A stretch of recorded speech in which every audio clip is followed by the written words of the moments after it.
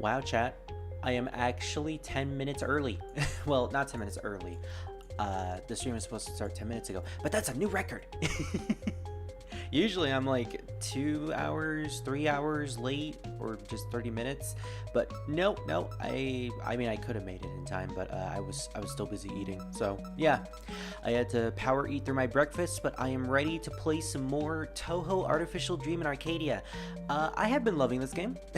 I have only played it for one part, but I am already so in love with this game that it's probably going to be one of my favorite Touhou fan games ever.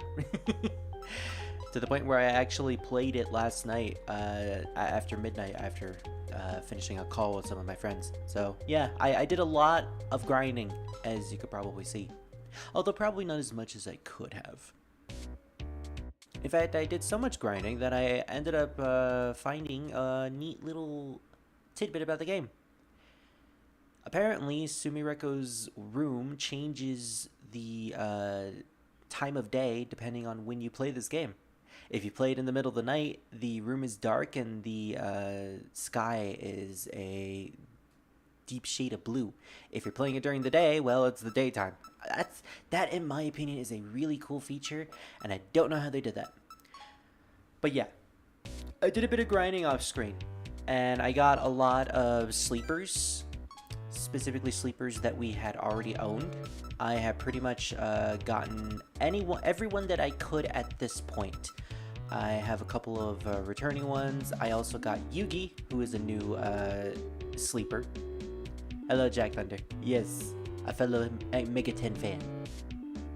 There's a lot of us, but you know, there's only a couple of Jack Frosts out there. So Yugi is an Oni type sleeper, different than some of the other ones that we have gotten. I ended up giving her a lot of great skills. She had, I believe, yeah, Display of Power, which was a unique spell card of hers. It increases attack by 2 levels for both parties. That can seem kind of situational.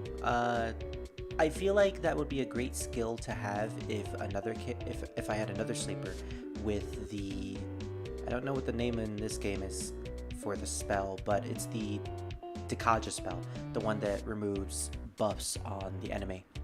If I can combine that with Yugi's attack, then it can be really, really good. And I also gave her most of the other spell cards just to eventually give them to later characters. In terms of lore, full name Yugi Hoshiguma. Oni living in the former capital in the underworld. She has enormous physical strength and likes to drink. Yeah, she's holding a sake cup right there too. A sake cup that never spills. And I believe I got Utsuho in the last part. Yeah, I believe I got Utsuho. So yeah, Yugi was pretty much the only one that I didn't have. Everyone else I just collected because I didn't have them when I did the fusions.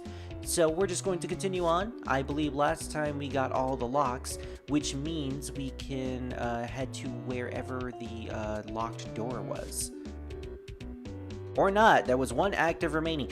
Right, I had to end the stream before I got to the last lock. Okay, well, thankfully I know where it is. It's the top left. We don't really even need to worry about most of the battles here. I am way powerful enough to deal with most of them. So the game admits that Sumireko's sleep schedule is trash. I mean, I'm pretty sure we already knew that. Like, in the supplementary material, I think we pretty much got established that Sumireko just didn't really sleep all that well after she managed to make it to Gensokyo.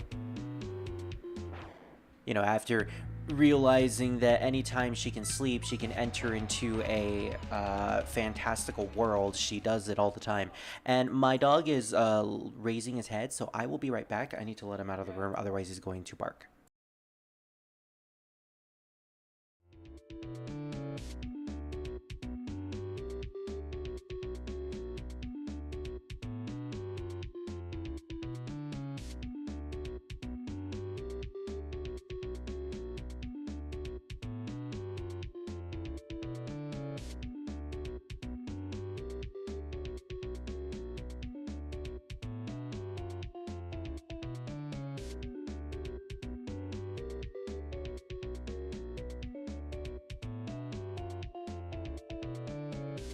Okay, thankfully it wasn't a barking emergency. All he needed to do was just lift his head, see who was out there, and it's like, okay, I go back to sleep now. SMT fan, please remake SMT 1 and 2. Atlas, no, we want a gay. We want a gay FY Ken in Persona 3 Reloaded. SMT fans, fine, we'll do it ourselves. Now see, you joke about that, Green, but is SMT 1 and 2 getting remade? I honestly would love if that's the case. Specifically by the fans. I know Atlas is probably never going to do it. Although if they are getting remade, that potentially puts my SMT 1 Let's Play that I am currently recording, you know, down the drain. I'm still gonna finish that anyways, but it's like, oh boy, a new fan remake of a game that I am currently playing through for the channel, and now my Let's Play is obsolete. Oh, I also got a handheld battery by trading in Satori when I did the hijack. Handheld battery, yeah, I have 2 of them. Used to restore some battery charge on your phone. And the battery is basically the magnetite in this game. If it gets to 0, well, actually, I don't know what happens if it gets to 0. I don't want to see what happens. That's why I haven't actually let it get to 0. I should probably show it off at some point once I get to a save point and I just walk around a lot. But yeah, we need to get out of this hallway because the yellow aura is taking away my charge. Apparently, there's a lot of electrical interference around here. I think she mentioned in Horned Hermit or something that she sleeps in class because someone will wake her up. And in fact, she did wake up in the beginning of the game. But hey, she has summer vacation. She can afford to not wake. She can afford to just sleep at any point she wants throughout the day. It's not like her parents care enough to wake her up, apparently. Alright, we're actually going to return Satori and Yugi. I actually really like Parsi. She's a great party member, and she was the first fusion that I did, which allowed me to give her a lot of crazy stats. So the reason why we're putting them back is because I'm running out of charge, and I need to save up. Works exactly like SMT, where having your demons out all the time is actually not very ideal because of your resource that, you know, you need in order to keep them out.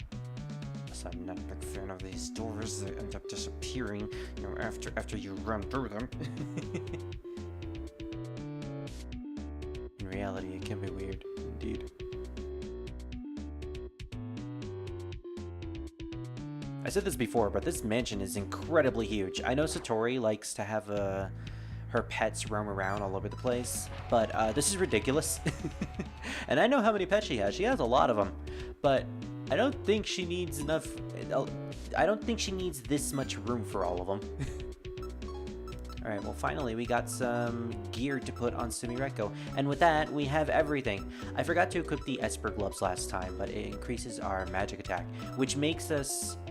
Actually, yeah, no, the Oni Bone causes our attack to be slightly better than our magic attack. And I think that's mostly because I put a point in strength at the beginning of the game. Back when I thought I was going to do the strength build, and then I realized, no, actually I want to go with a more balanced build instead. I've currently just been raising all of my stuff. BRB Spirit. Alrighty, Green. Speaking of Green, Koichi. We should probably start using Koichi. I mean, I didn't actually use Koichi. I didn't use her at all, but she does have a really great ability with that love tap. Okay, yeah, something tells me that we're probably going to have to use that battery at some point. Also, as we established in the last part, we can get more SP by dealing weakness damage on the enemies. I don't exactly remember what Koishi's weakness is besides gun. In fact, everyone's weakness is gun. Load? No. Does she have a... Yeah, all enemy force damage. I am fine with that. The fairy might be weak to it. Nope. Well, either way, Koishi's gonna go down with a gunshot. Boom! We just shot the invisible woman. Which, I mean, theoretically you can do. She's invisible, not corporeal. Or incorporeal. Corporeal would mean that you can see her.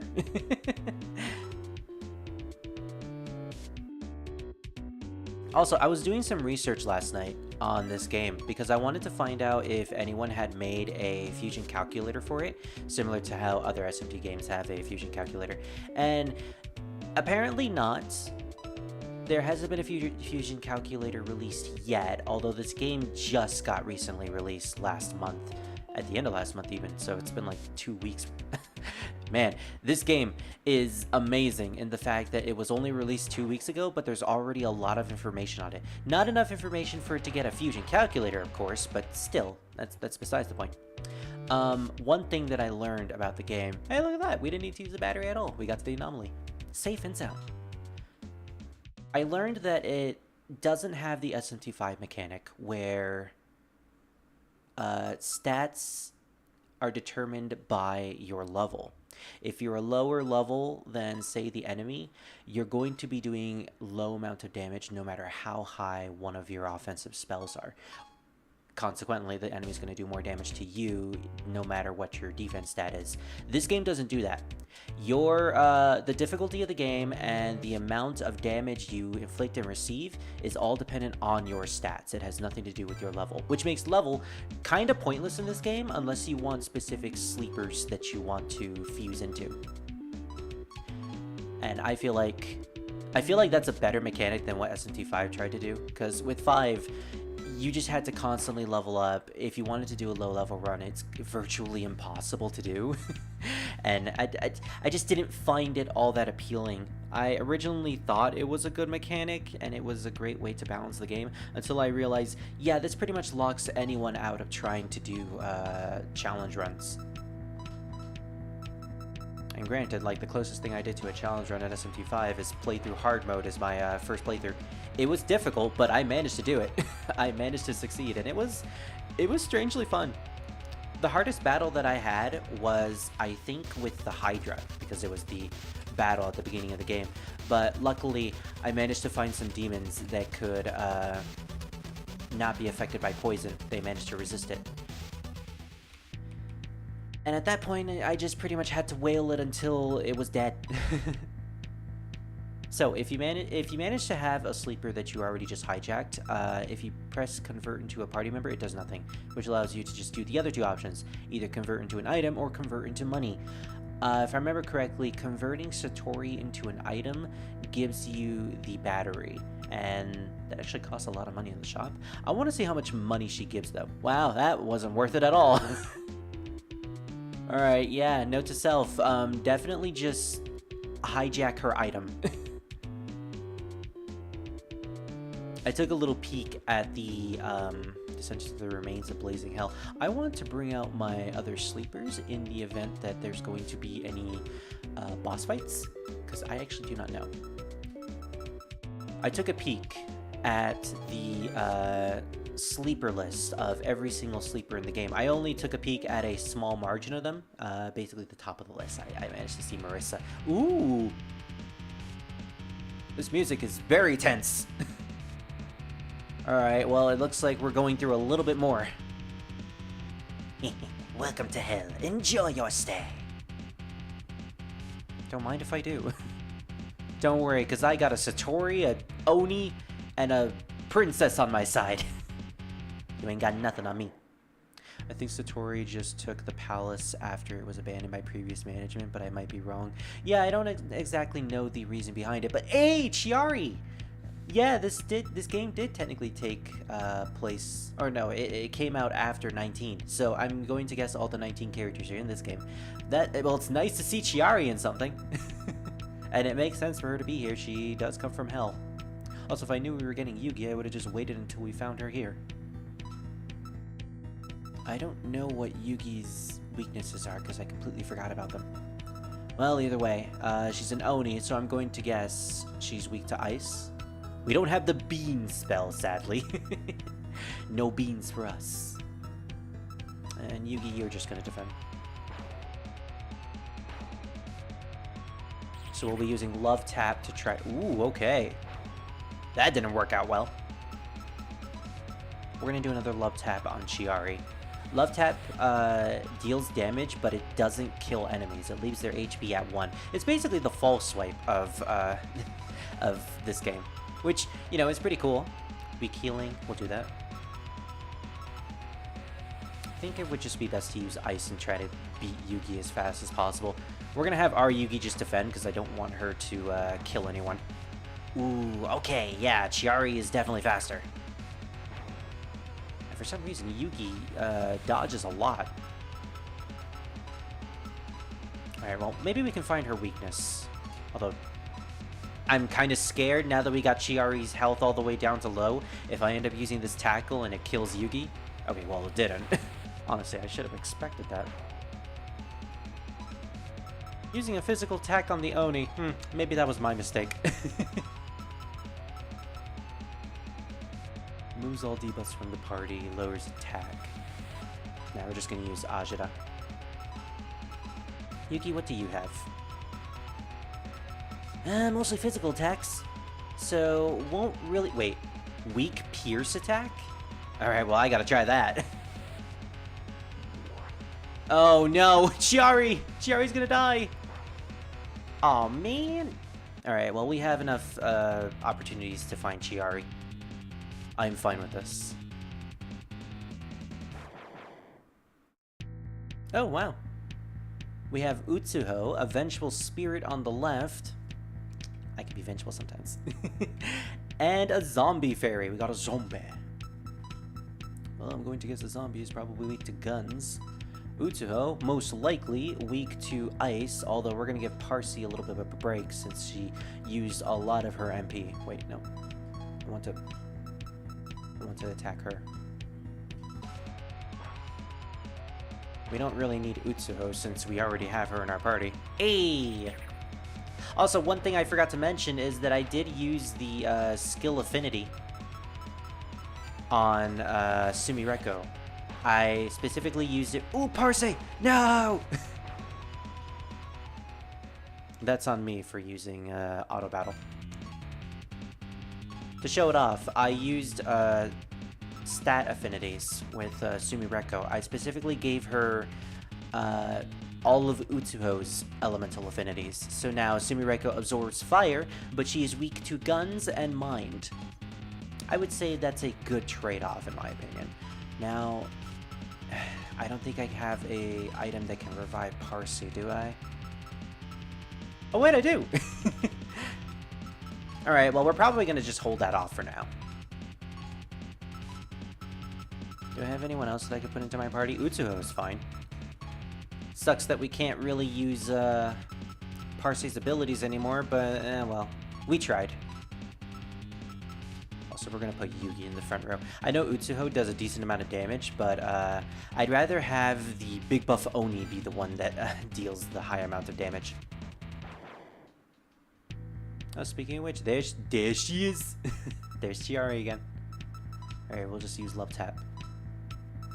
And try not to kill Chiari this time. Let's use a Pierce attack. Satori will be using Ice. And Oku also has Ice for some reason. I think it's because I want to give her coverage. Which is, you know, it's good. She has the element that she is technically weak... Or never mind, she's not weak to ice. Ignore me. Apparently she's not weak to ice whatsoever.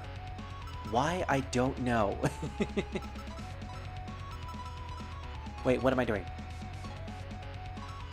Just use Vision Snap. Everyone else is going to defend.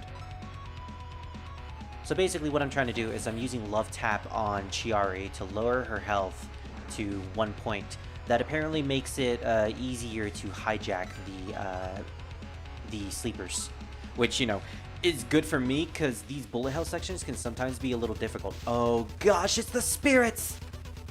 Oh my gosh. Yeah, this one's kind of nuts. I can't judge the hitbox. I don't know where the hitbox is. Alright, one hit and I'm down. There we go. We got Chiari. That one was a little difficult, but then again, it's Chiari. I shouldn't have expected anything easy. Chiari is now yours. Which is probably what a lot of people want to say. Alright, finally, a character that we actually know. In terms of the Touhou streams. She has pretty balanced stats in magic, vitality, and agility. She has Vision Snap, Agni, Mimic, so she can mimic a skill from someone else, and Love Tap, which makes her pretty good. She nullifies fire, which is actually really great because I'm trying to build a team around the fire element. Full name Chiari Tenkajin, a Tenkajin yokai who works for Yuma Totetsu. Her shirt says "Welcome to Hell." That's it apparently. There doesn't need to be more information, I guess. She's a NEET and she's proud of it. Everyone's been so excited in the past few days. Did something happen above ground? Oh, you don't know the half of it, Zombie Fairy. Alright, it's these two bozos again. I mean, we could try to hijack Chiari to see... Oh, gosh. Hijacking Chiari. That sounds like a really, really weird, slash doujin. And I don't know how to feel about that. First off, we're definitely gonna heal Sumireko. I would use Redstone over Paradise. Redstone... Oh, I just keep thinking of the Metal Gear Rising song. And I think that's supposed to be the joke. I would use that, but we have Yugi and Satori in the party, and that would essentially kill them. We'll try Elephant. Actually, I want to see what Cat Scratch does. I just want to see what it looks like. Oh wait, that's a spell card. That means it uses SP. I didn't realize that actually. Oh, so that's why. Okay. That kind of puts a damper on most of my later strategies, because I was thinking I could use those spell cards without the need for SP, but no, apparently. Wait a minute. Yeah, it didn't even use any of her MP. Alright, maybe I was just blinded. I didn't see the very obvious SP requirement. Yeah, look at that. It says SP. Oh, well, you learn something new every day. Alright, well, I guess the important thing to do whenever we're in a boss fight is to just spam the enemy's weakness and then try to use as many of these spell cards that are useful to you. Honestly, it's good that I figured that out super early instead of just like, oh, I'm gonna use this in a boss fight. Wait, why did all my SP go away? Honestly, yeah. I'm kind of thankful for that. Azane. And luckily that only hit one person. Well, too bad it only hit me. Yeah, at that point I couldn't really capture anyone because I ended up using all of my SP. Boo! So what we're going to do is we're going to try to find a sleeper in our phone that can use healing spells. Unfortunately, it doesn't seem to be the case. The only one that can use it is Satori, so... we're just gonna have to do that.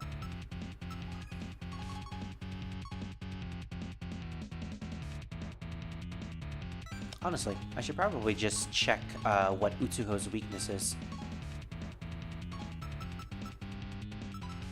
Since I do have her in my party. She is weak to mind and bullets. Okay, so... Satori has mind. Doesn't she? I'm pretty sure she does. So I think I'm just gonna keep her in the... No, you know what? I'm gonna switch her out, and I'm gonna switch in Koishi instead. I know I said I wasn't going to use Koishi, but I think this is a good opportunity to make use out of some of the characters that I have in the back row. Koishi will have 5 health, because I forget that they keep the health that they had when I hijacked them. I'm going to specifically have Koishi take Satori's place as her sister, while Satori will just be the healer in our phone. I may effectively have to go back to a healing spot to heal all of my characters. Yeah, that's something I'm probably gonna have to do. Also, I didn't even check Chiari's elemental affinities, so I have no idea what she's weak to. Well, either way, we're just gonna wing it. Vision Stab is really good because apparently it does inflict weakness damage. Weak Force Attack. We might as well do something. And Utsuho you can just normally attack. That's fine. Oh. Yeah, I'm hoping that they don't do a lot of... Okay, apparently she just resists it. Never mind. But she is weak to force, so that's good to know. Fortunately, Yugi is at low SMP, so we can't really do anything there.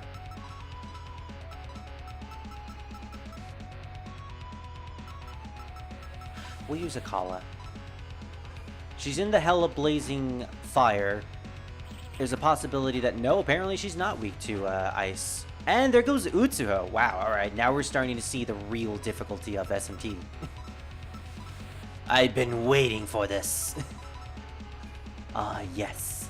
The true beginning of the game. They added new characters relatively quickly. They did, yeah. I'm actually kind of surprised that they managed to do that.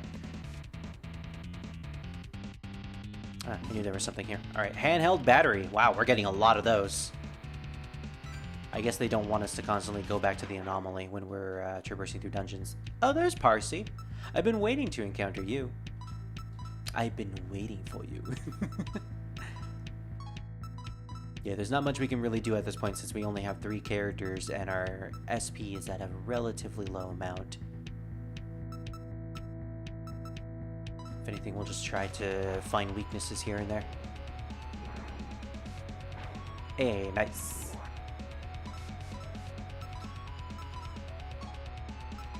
Besides, Yugi can't do anything at all. Oh, nice. So the spirits are weak to guns, so we'll just have to remember that. Parsi blocks force. Good to know.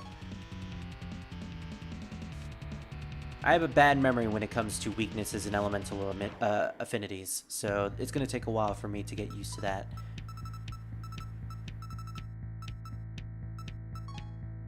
Well, we're already at this point. Let's try to get one of these guys hijacked.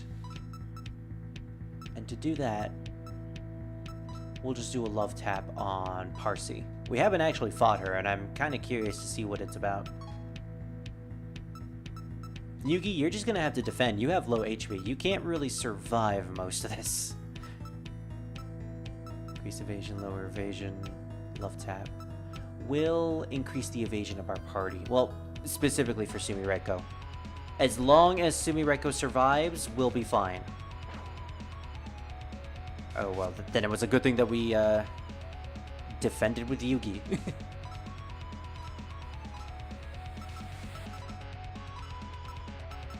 Alright, is she weak to force? I believe she resisted against it. Yeah, that's unfortunate. Wait, no, she was weak to it. In that case, we'll do another love tap and see if we can defeat her with Koishi. Probably not. It is a weak force attack after all, so it's probably not going to do that much damage. Yeah, I didn't expect anything. Guns, though.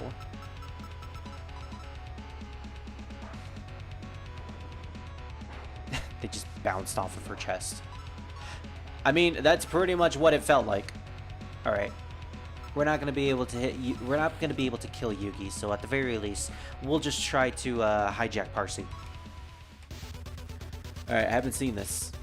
Oh, okay. It's a recreation of one of her boss patterns. It's not that difficult, actually.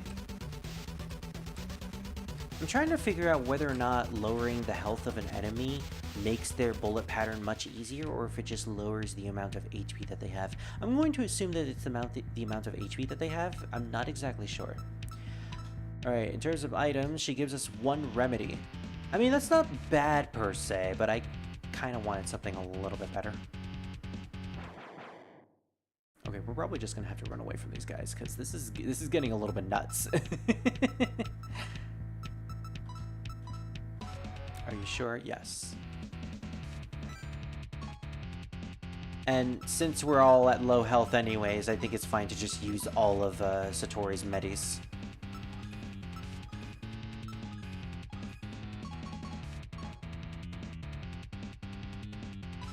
We'll be returning to the healing spot anyways to regain all of our MP.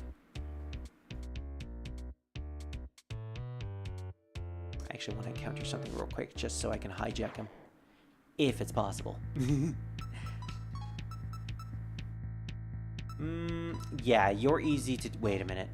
Yeah, you know what? You're easy to do, Satori, and I'd rather have more of the batteries that I can effectively use later on. Or heck, in this dungeon that we're about to get into anyways.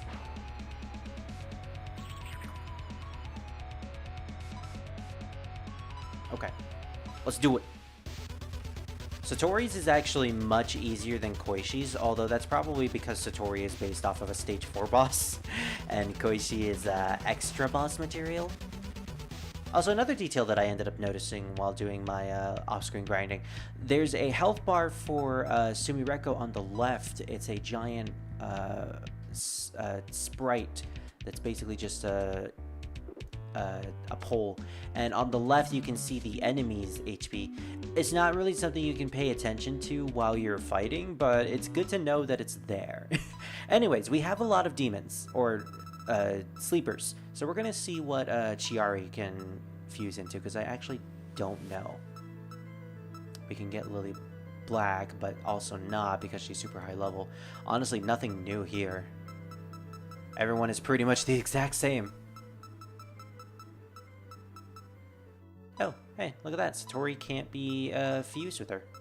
Is it because they're the same race or something? Or is it because they're a race that isn't congruent with each other? I'm trying to figure that out, but I guess we won't know. Well, let's look at status.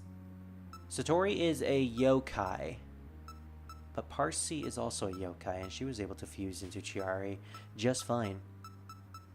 I don't know the general specifics for races in this game, whether or not races actually mean something, or if it's just the characters themselves. Again, there's no fusion calculator, so you're unable to figure out any of this, but it's interesting to at least figure out. I'm hoping that someone comes out with some sort of information on all this.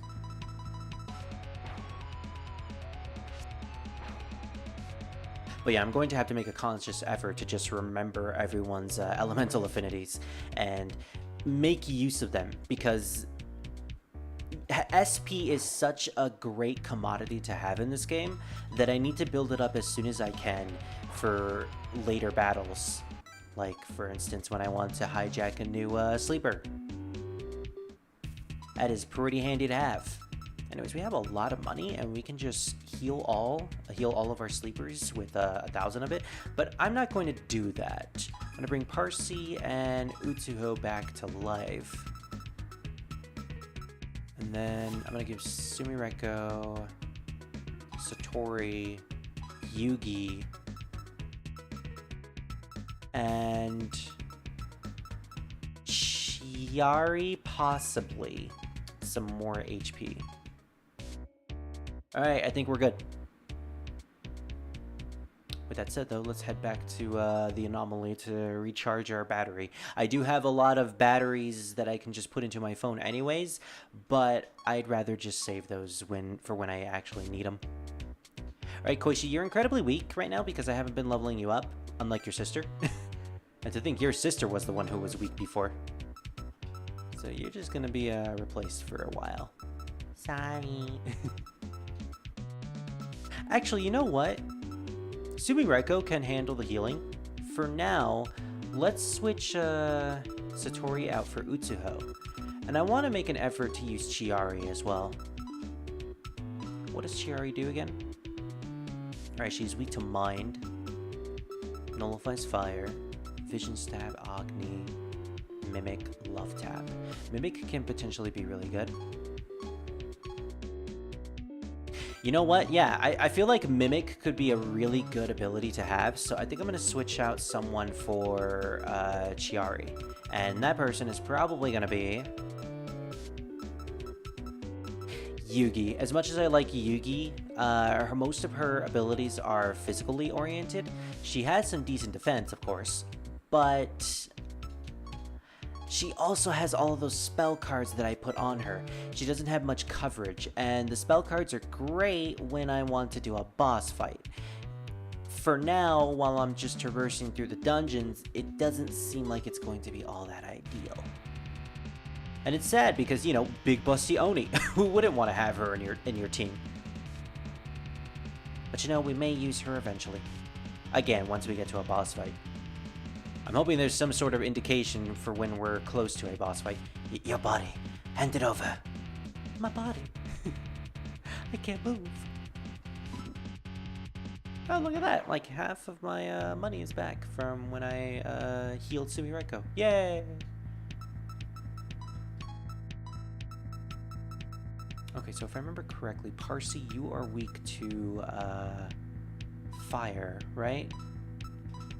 And Utsuho, you have a weird weakness. I think you're weak to mind for some reason. Mind and guns. Actually, if you're weak to guns, let's do this. Utsuho herself and our party can probably just do a physical attack. She's strong enough to deal a decent amount of damage anyways. Copy one ally's skill for this turn. The skill cost still applies. I think we're going to save up Chiari's MP for now. Yeah, we're just going to save up her MP and just have her in the battles to gain experience.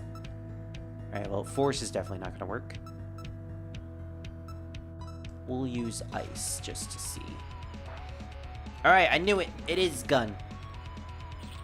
Which is awkward because she uses a giant gun. Alright, that didn't really seem to work.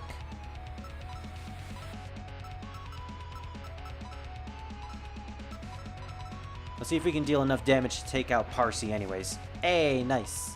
They didn't have much HP anyways. So does that mean you have a modern smartphone that lets you change the battery without issue? Which is kind of weird because, yeah, modern smartphones these days don't allow you to switch out the battery that easily. I have my iPhone over here. I think it's like a 13 model, and it's impossible to open it without some form of a specific tool that you use to actually take it apart. So I don't know how Sumireko is doing this. You know, maybe she's got one of those magic smartphones that she created with her magical technology. Even though she doesn't use magical technology, she's just a magician. Also, didn't she have a tablet, not a smartphone? I think it's just supposed to be in line with the whole Shin Megami Tensei aesthetic. Or aesthetic. Well, I am ecstatic to play this game, but you know what I mean. We're gonna try a mimic to see if that works. Oh, we can... Oh, that's cool. We can actually choose who we mimic. Honestly, that's way better than the Final Fantasy mimic. In Final Fantasy, you have to use mimic and whatever attack your characters used before that, any character really, they mimic that, and it's a strategical move, but in this game it's like its own form of skill that I actually kind of enjoy. We're gonna save that actually, because that can potentially be really good for boss fights. Parsi, you're just gonna you're just gonna attack. Just shoot him. Yeah, there we go. We got rid of Utsuho. Nice. And with that, we can then just do a love tap. I'm pretty sure we saw what Chiari's item is, but hey, let's try to get it again. So with all this Satori crew stuff, does that mean Mizuchi is in this? I actually do not know. I didn't, like I said, I didn't read through all of the sleepers. But I mean, if the 19 characters are in this game, I'm going to assume most of the written work characters as well. In one of the trailers, they showed off the Watatsuki sisters. So I think someone like Mizuchi is free game.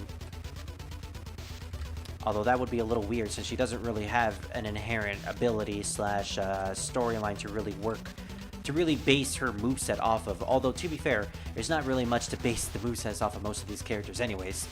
Or are we just gonna give her a random spell? Alright, so what do you turn into again? A magic fabric. Alright, well I definitely didn't turn you into an item before. Teleports to the last visited anomaly. Oh wow, okay, we're getting a lot of items that are really great for exploration purposes. I am fine with that. Anything to make our traversing through dungeons much easier. You know, these walls of flames, I know they're supposed to be like the hallways in SMT games, but the way they wiggle around and the way they're just drawn, it really reminds me of the, what are they called? The fire dungeon in Final Fantasy VI, the dungeon where you go into the house to try to save Realm. It kind of looks that way. All right, we're not going to use Vision Stab on Yugi. That's kind of pointless. Instead, we're just going to use Hishida. It's not going to do much damage anyways, but hey, we're just trying to kill these guys as fast as possible. Ooh, okay, that... Oh my gosh! Fall in battle for the first time. Wow, I actually got an achievement for that. Your doppelganger got badly hurt. Conjuring a new one will require some effort. Sumideko lost 780 experience. Wow. Okay, that's interesting. So that's what happens when you die. Alright, you know what? I'm fine with that. Because, let me check my experience. Did I lose any levels? I think I did lose a level. Yeah, you know what? I think I might have lost a level with that. Huh. Interesting. Well, that pretty much incentivizes you to not fall into battle, so I think that's pretty cool. That's a pretty cool penalty. It reminds me of SMT If, where if you die, it's not a game over because the mechanic of that game is that your character needs to die in order to upgrade their guardian to the next level, depending on how many battles you've taken and how much guardian points you've accumulated. So it reminds me of that in a way, and I find that really fascinating. So like the really the only penalty for dying, unforgivable, is that you lose experience in possible levels. But because this game, you don't really need to worry about levels, it's not that much of a penalty, to be honest. So I think, yeah, that's pretty much why I'm not reloading my save. I'm just keeping it. But we will have to definitely be a lot more careful with Sumireko from now on. She doesn't have much elements, so we can't really inflict weakness damage on a lot of enemies, which is unfortunate. It's very unfortunate, to say the least.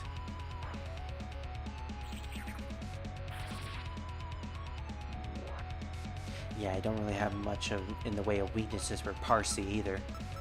So I think the only thing I can really do is just use my sword attack. Yugi, however, I figured out. There we go. Of course, Utsuho would be incredibly slow. Well, either way, we can regain these levels no problem. So, I don't exactly remember what we were doing here. Oh, actually, we lost the point in strength, I believe. Huh. So it actually did take away some of our stats, it seems.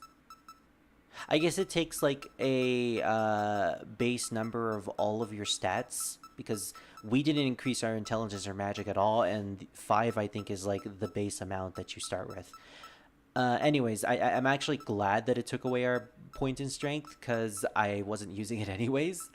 So instead, we're going to put some points into vitality. Get it all the way up to the max number of agility points we have. I'd rather do that to make ourselves a lot more bulkier. You know, make it more difficult to actually hit us. I mean, Prison Stripes and Chains would honestly make a really cool concept for a spell card if someone wants to do a Don Makufu. I'm actually kind of surprised that someone hasn't already done a Don Makufu. But then again, the manga isn't finished yet, so I'm assuming they're just waiting for when it actually is finished to then make a battle for Mizuchi. And I am hoping that whoever does that will make Satori playable to defeat her, because it would be the most fitting thing. It would. We don't really have anything in the way of... What is Parsi's weakness? Parsi, what are you weak to? I'm going to assume she's weak to thunder because she also has force damage. Well, either way. Ouch. Yeah, that didn't really do much.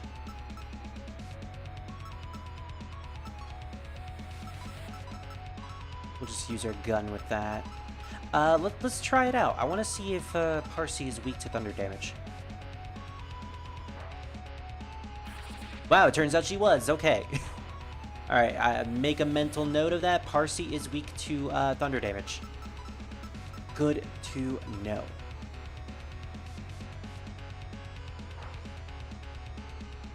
Okay, we're slowly building ourselves up back up again.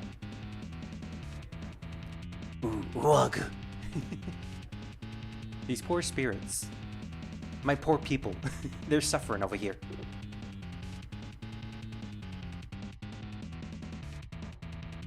Okay, well this is a little bit confusing.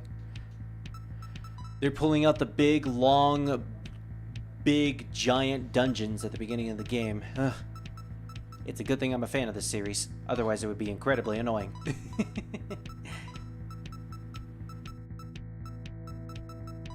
I believe you're not weak to ice, but I might as well try to test to see if that's the case. And I haven't done Poison Mist yet, so I actually want to see what it does. Ouch. Nope, she's not weak to it at all. Damn it! There goes Utsuho again. Alright, I need to be really careful when it comes to our characters. Okay, I think we're just gonna do this now.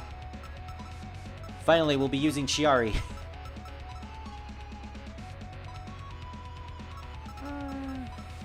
Yeah.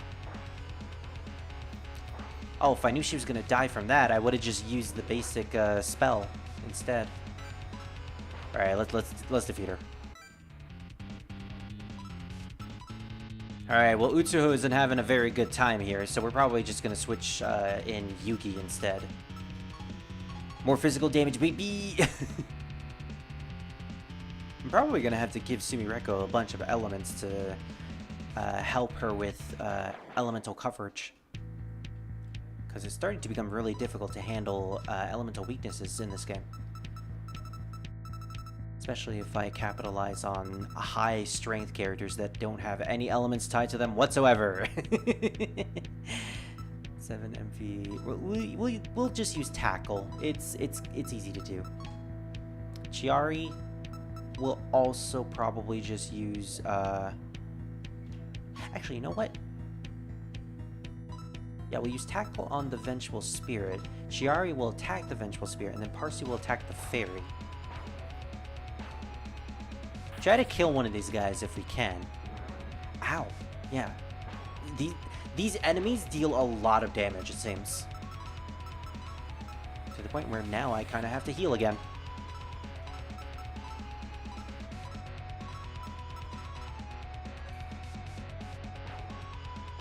Alright, well, it's a good thing I'm using tackle on the Fairy. Oh, no, you don't. Alright, let's check to see what Utsuho's hijack is. I haven't seen this yet, either.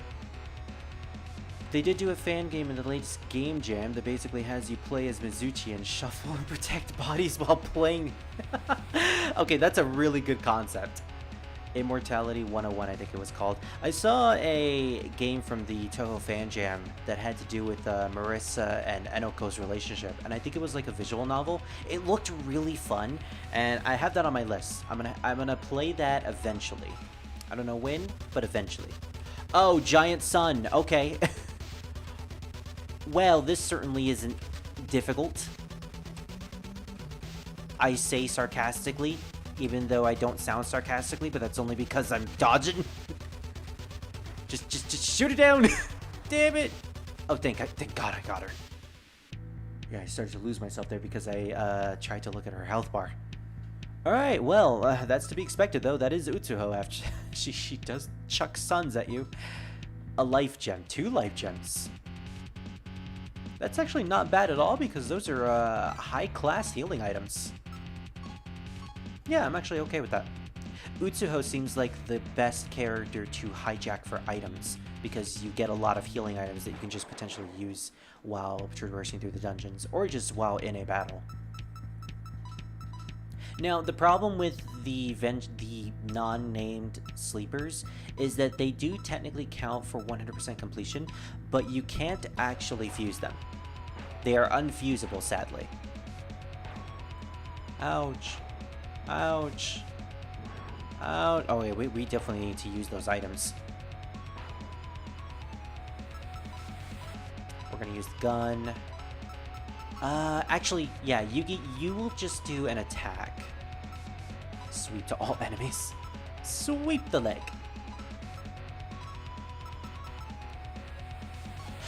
I would use Himedai, but that would be a waste of MP. We're just gonna use a item anyways. There's only like 2 enemies to fight at this point. Oh wow, they had the same idea that I almost had. Wait, nope, nope. We're tackling the zombie fairy, not the spirit. Not the spirit. Don't tackle me. Don't tackle me. I don't deserve it. I haven't done anything wrong, I promise.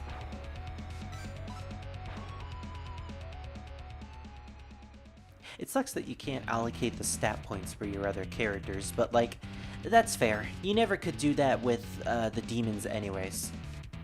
It was always just a main protagonist and protagonist partners thing. I saw the Enoko Marissa game. It looked really interesting. I can't remember the name of it though. Yeah, me neither, but I think I had it saved somewhere. It's in like my bookmarks. But yeah, that's definitely one I'm gonna play. It looks really adorable, and you know me, I'm a sucker for Marissa. I'm a sucker for Enoko. Anything that involves those two, I will definitely play 100%. Hey, Four Eyes. What, you going inside the reactor? Better have some fire protection or she will burn you to a crisp. Otherwise I won't be able to retrieve your corpse. Thanks. Don't mention it. I actually want to see what the other option does. Oh thank gosh, they let us do it. See if I care 4 years. Why you? Well, it's your funeral. 4 years, even though I think in Touhou 19 she has like 6 years. Although the other 2 pairs of ears I think are supposed to be her ribbons. They just really look like ears for some reason. Okay, so we're gonna have to use the all healing spell with Parsi because we're at a very low amount of HP at the moment. Quick, mimic the gun. You can mimic, wait, mimic but failed. Oh, can she only mimic skills? Okay, I see now. Yeah, so the mimic skill can only mimic other skills. It can't mimic physical attacks. That's good to know.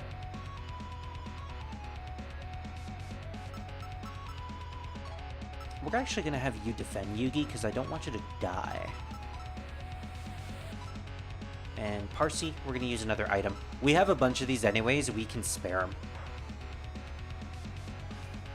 And besides, the only enemy left now is Parsi.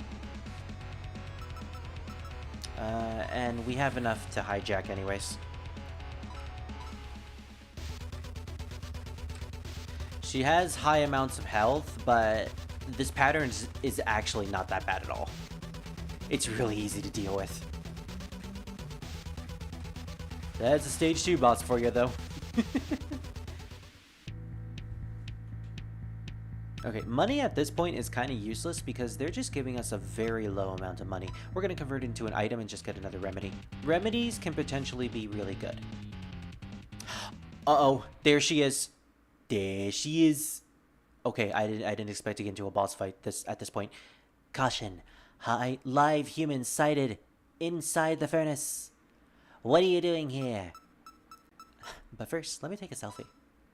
I don't know what a selfie is, but I do know that you can't be here. If you're not going to leave, you'll serve nicely as fuel for the nuclear furnace. Now turn to ash!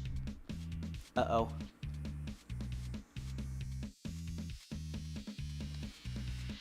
Trying to figure out what this song is.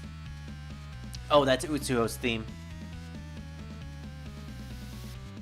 Which is funny because Utsuho's theme was originally based off of a Megami Tensei song. Megami Tensei 2 specifically. Maybe it's not Utsuho's theme, maybe it's something else. I'm trying to like pick it out, but I can't quite put my finger on it. Well, either way, this is Utsuho Ryuji. Alright, so we're fighting the real deal this time. Well, first thing we gotta do is start using buffs and debuffs. Increase evasion for one character. She has really high agility. Let's hope this counts. Chiari, we're actually going to mimic Sumireko just so we can use 2 debuffs at the same time. Alright, now this is where it's going to become really useful. And finally, one more Balapara to max out the debuff. Alright, now she's just doing paltry amounts of damage to us. Oh, she can deal 2 hits apparently. Alright, well that's apparently how the boss fights are going to be difficult. Increase the evasion by another level. Let's do that.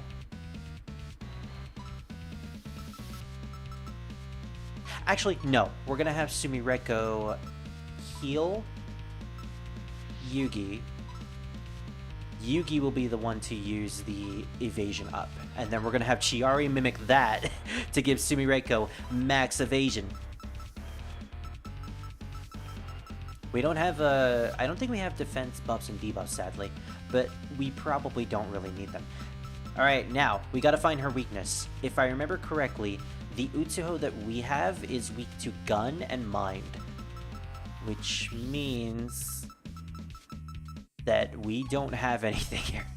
We're probably gonna have to switch out Oh, we can't switch out our own sleepers for another. We need to do it during Sumireko's turn. In which case, if Sumireko can, let's switch out Parsi and bring in Satori instead. And we're just going to hope that Yugi won't die. And maybe Parsi can get her turn first, although probably not. Yeah, no, we managed to do Satori anyways. Hey, nice. It's a good thing that Agi does nothing. Full circle? Yeah, pretty much. So it's good to know that if I use Mimic with a character, even if the Mimic goes first, it still registers as the attack. Alright, that's good to know for future endeavors. I'm digging this song. It's pretty good. Okay, so in terms of hits, let's test it out. Is she weak? Oh wow, look at that. 0 attack apparently. Is she weak to guns, just like the normal Utsuho? We have enough to use one of these spell cards as well. Red Sun over Paradise. Removes buffs from user. For each type of buff removed, heal 30% of HP. Weak physical attack to all enemies. Chance to apply poison. I would like to apply poison, but we'll just use the Vision Stab.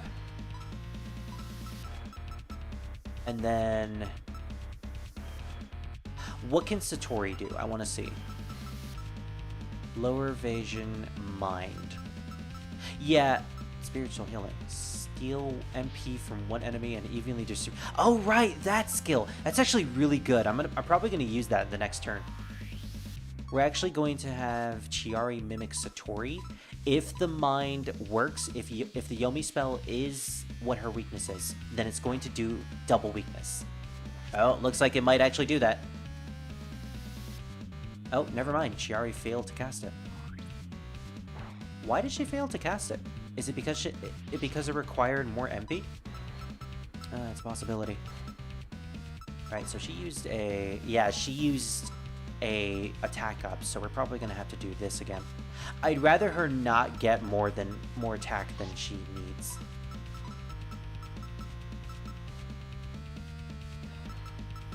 Chiari can't really do anything at the moment, so she's just going to attack normally. And Satori, we will be using spiritual healing with you. Balapara. Oh, she's using Battle Atma constantly. Yeah, she's trying to raise her strength. 50? Okay, that's actually kind of good because it gives 10 MP to everybody.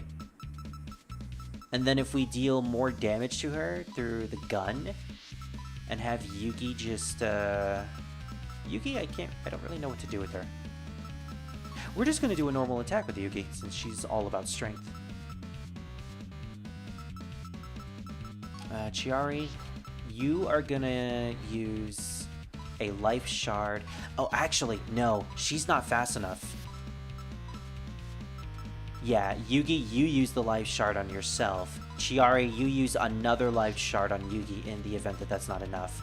And then finally, Satori will just use Yomi. We're going to build up our SP to try to do another spiritual healing again. Red Sun over Paradise? Red Sun over Paradise. Well, all that did was heal Sumireko, so that just means we don't have to heal her. Looks like this boss isn't gonna last much longer.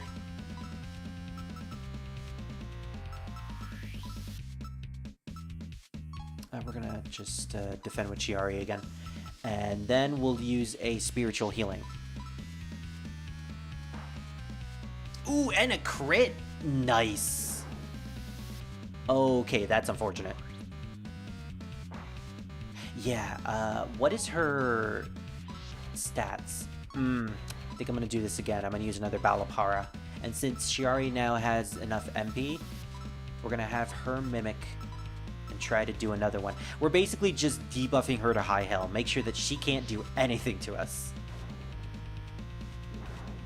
Oh, there we go, Satori. Oops. That's unfortunate because Satori was doing a lot of damage and spiritual healing was really nice.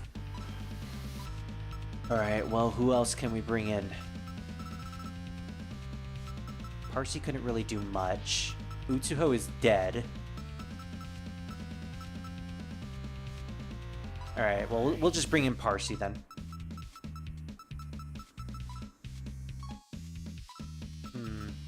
Peace of Mind removes buffs from the user, and each type of buff removed heals 30% of HP. We'll use a Value Atma to raise our evasion. Sumireko doesn't have to be the only one who does it.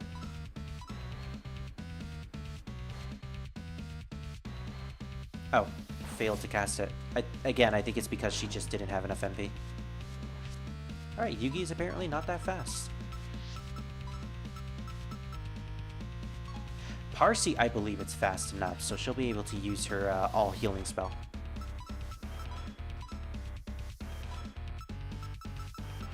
And while we're at it, increase the attack for 2 levels for both parties.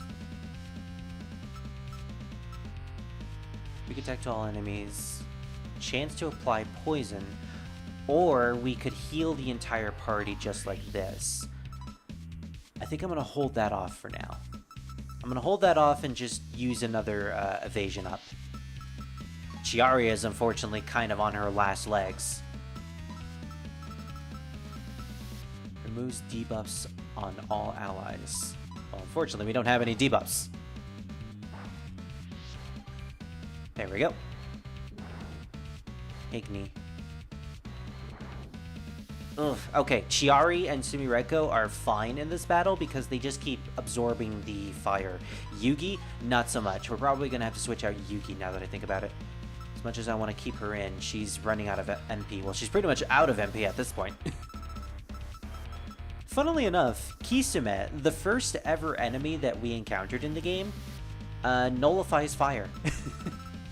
I could use her, but at the same time, she's so weak that I don't really have the incentive to do so. Well, we're running off of fumes anyways, so we might as well just bring out another demon who could potentially do something. Strong fire attack. If we can get this off, then fine. If not, then oh well. Actually, you know what? No. We're gonna have Yugi defend. Instead of switching out Yugi, we're gonna switch out Chiari, because Chiari can't really do anything here. Yugi's gonna defend, Chiari's gonna attack, and we're going to just hope that the Himedai goes off. All right, nice. Yugi's protected. That's fine. That's fine. Oh, she's increasing her attack. Kind of at a standstill at this point.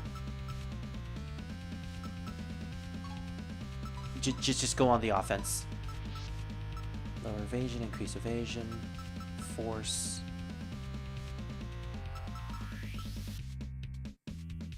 Okay, you know what? I have a strategy. I'm gonna put that on Koishi. As for Parsi, yeah, she's just gonna be stuck on healing duty, so can't really do much besides that.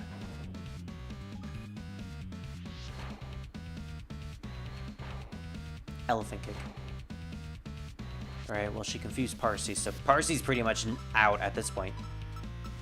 Alright, Utsuho is actually a pretty decent challenge. And I also didn't prepare for this. I had all the wrong sleepers equipped to handle her, because I knew we were going to fight Utsuho. I wanted to have all of my fire-resistant sleepers in the forefront, but the only ones I had were just Chiari.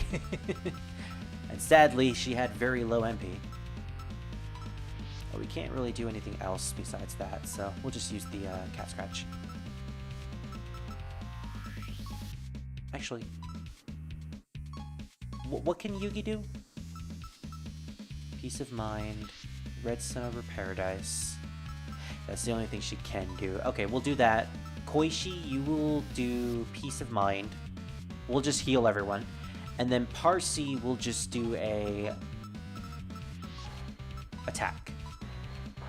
We gotta try to defeat Utsuho as fast as possible.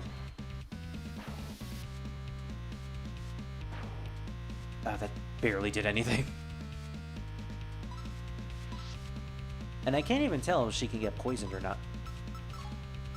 All right, yeah, no more beating around the bush. We just gotta go all out on her.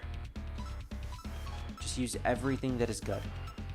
In fact, Koishi, since you have the evasion increase, we'll just put that on Yugi to make her max evasion skyrocket, and everyone else just go on the offense. Oh, that's unfortunate. Okay, that's not good at all. She basically got rid of all of her debuffs.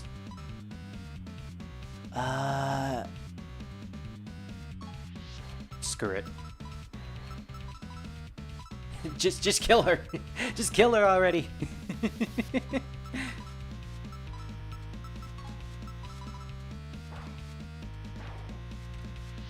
Elephant kick. Oh man, now see, that one is really messing us up because if that dazes Sumireko, then she can't do anything. Her gun is basically just going to be useless. Okay, Koishi, increase your evasion a little bit more. Rest over Paradise. Koishi! Parsi! Oh wow, it's just the two of us now, Yugi. Alright. I knew it was gonna come to this. But now is about time I bring out my secret weapon. It's just Yari again. Do I have anything that can help me in this battle? Moderate set of healing for one person. Heal bind, heal poison, weak set healing for one ally. Now the problem is, there's no MP items. There's no items that can heal your MP. So we're kind of just stuck with being unable to use anything. And Yugi, that was like the worst thing you could have done. Alright, well, I'm not going down because of your blunder, Yugi. You're on your own here. Chiari is pretty much just useless at this point. All she can really do is just normally attack. Oh, but she got a crit. What? She was dazed for most of the battle. She ran out of MP halfway into the battle. She hits me, and then the next turn, she kills the boss. Okay, never mind. Oni Mommy is probably gonna stay in our party for a while. She deserved it. Take a selfie in the Underworld's nuclear reactor. Yeah! We did it. That was the first real boss of the game, and decent challenge. I'll give it that. Certainly much more of a challenge than Tokiko ever was, but then again, Tokiko kind of felt like the tutorial battle. Not really all that important.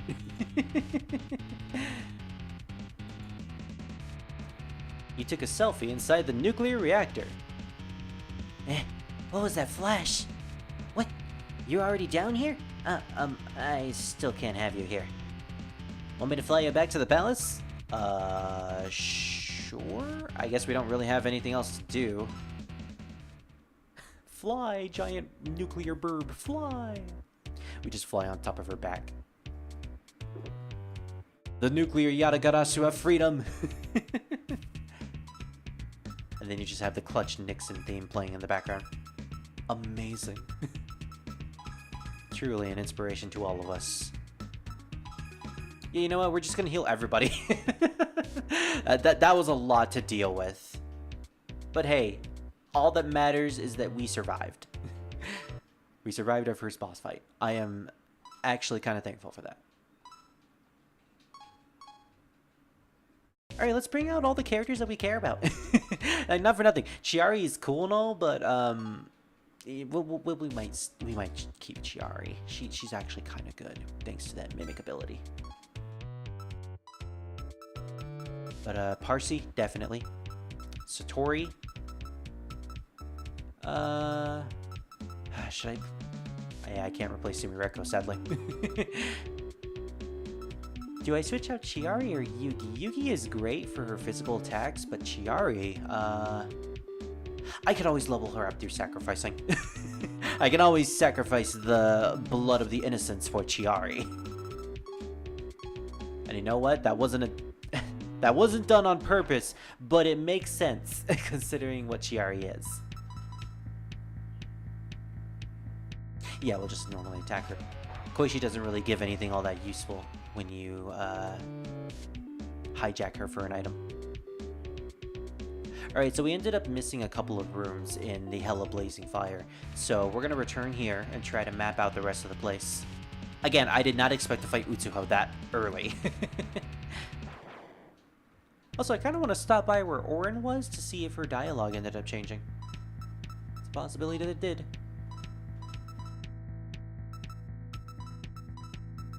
We're going to have the other two defend. Because we can potentially kill the spirit upright with just two characters. There we go. And now, hijack. I don't need to deal damage to her. Okay, yeah, apparently the damage does make the patterns much easier. Interesting. Alright, so it wasn't just me imagining it. That pretty much proved it. Parsi, normally, when I decrease her health to a small margin, is significantly easier to deal with. When I don't decrease her health, she is nigh impossible. Well, not really nigh impossible. I'm over-exaggerating. But yeah. At that point, she's a burden. She's a burden and she must be taken down. No ifs, ands, or buts. I will do sweep. Sweep the leg! Utsuho, we're not going to try to kill her. I say that, but I did use sweep. Okay, there we go. We're going to try to build up our SP.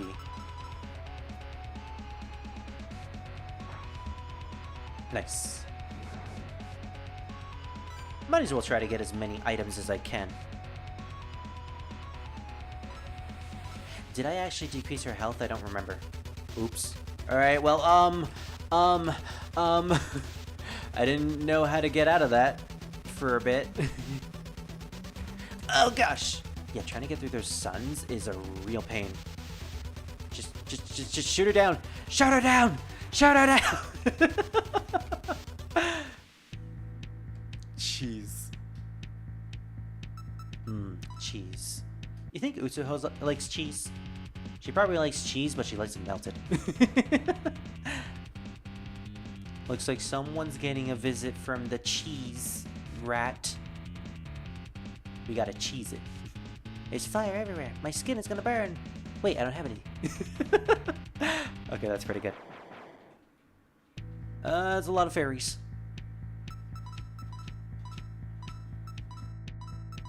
For some people, this is hell. But for Denzel Crocker, this is probably his heaven. Fairies! So many fairies!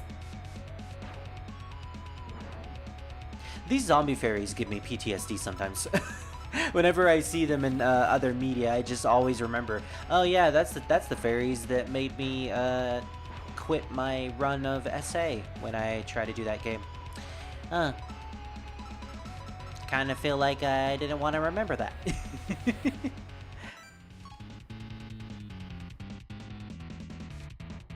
Alright, so it looks like we have only one section left to map out. Hey, it's these two. Alright, well if we use a gun, no, sword on her, it'll be fine. I don't really have anything to fight Yugi. I guess we'll try to do mind, but that's not really going to do much. Oh, never mind. Force was her weakness. I thought it was electricity, but I guess I was wrong. We'll do another attack. We'll just defend with everyone else and try to take out Yugi as fast as possible. There we go.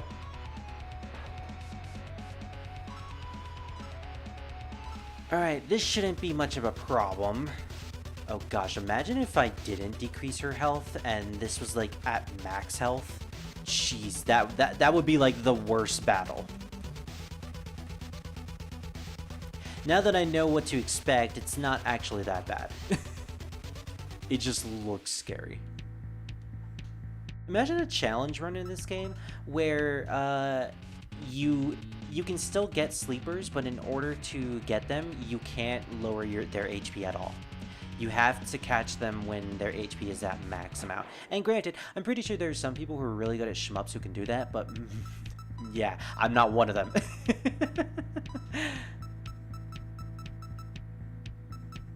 We'll do a tackle on Chiari there. Thankfully, we have Satori in the party, so she can just use Mind to immediately get rid of Utsuho. Or not, because the gun ended up missing. The gun missed, but our agility is so high.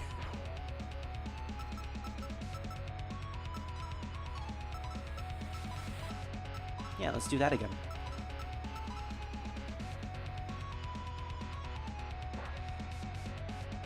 Wow, I actually thought that was gonna kill her.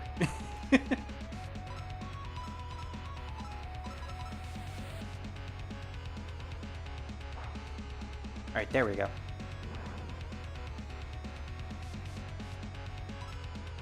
So, chat, I really like the fact that Chiari has pretty much confirmed the fact that Arcadia Lapis Lazuli actually owns her own clothing line in Hell. The Welcome to Hell thing written on their t-shirts is apparently just the brand for their tees. And it's just a common type of clothing that's worn in Hell. It's a nice detail that kind of just fleshes out the aspect of Hell being an actual place that people live in. And I didn't know I needed that. Because for the longest time, the only type of Hell that we knew about in the context of Touhou lore before 2019 is the old forgotten Hell, and the type of Hell that is just no longer around in no, that was the old forgotten Hell. Yeah, the only Hells that we knew about was the old forgotten Hell and the new Hell, which we never really saw. In fact, I don't think we even saw the Hell that Arcadia is technically from in Touhou 17. I think that's supposed to be like a completely different Hell.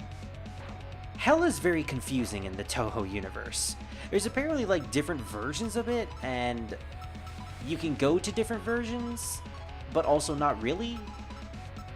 But the only ones we ever really go to is either the old forgotten one or the one in 17, and that one's apparently just a barren wasteland.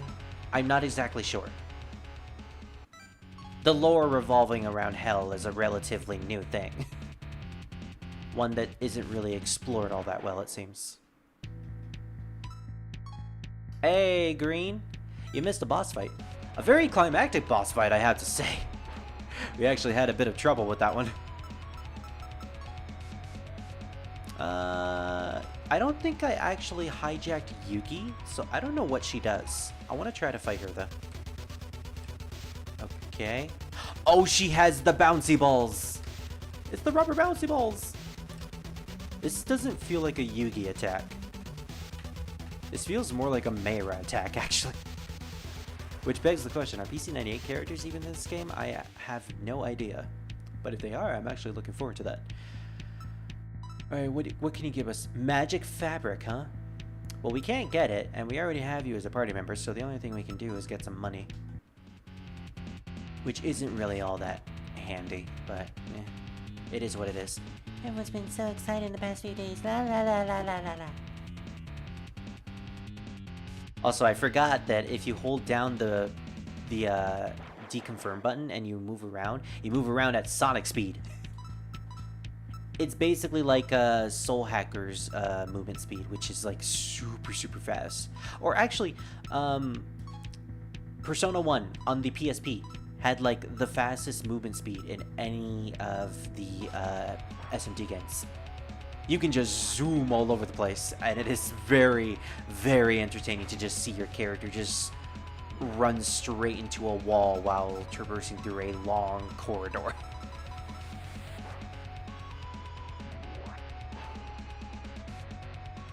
Now, when it comes to, oh hey, we got a level up.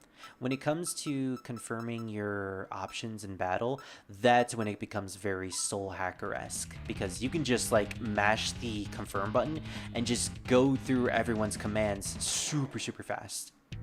It's one of the things that I kind of miss from Soul Hackers, the fact that you can just do that. It was really entertaining to just be able to just confirm everything in less than 3 seconds. Like, look at this. There we go. Yeah. I just skipped through 2 of my characters. Now, I just realized that Satori has no HP, so I'm kind of hoping that she doesn't die. All right, there we go. We survived. Unfortunately for Utsu, she's probably not going to. Yeah. Oh, man. I really need to be careful when it comes to my HP. I'm playing very, very recklessly with this game. But I'm having fun either way.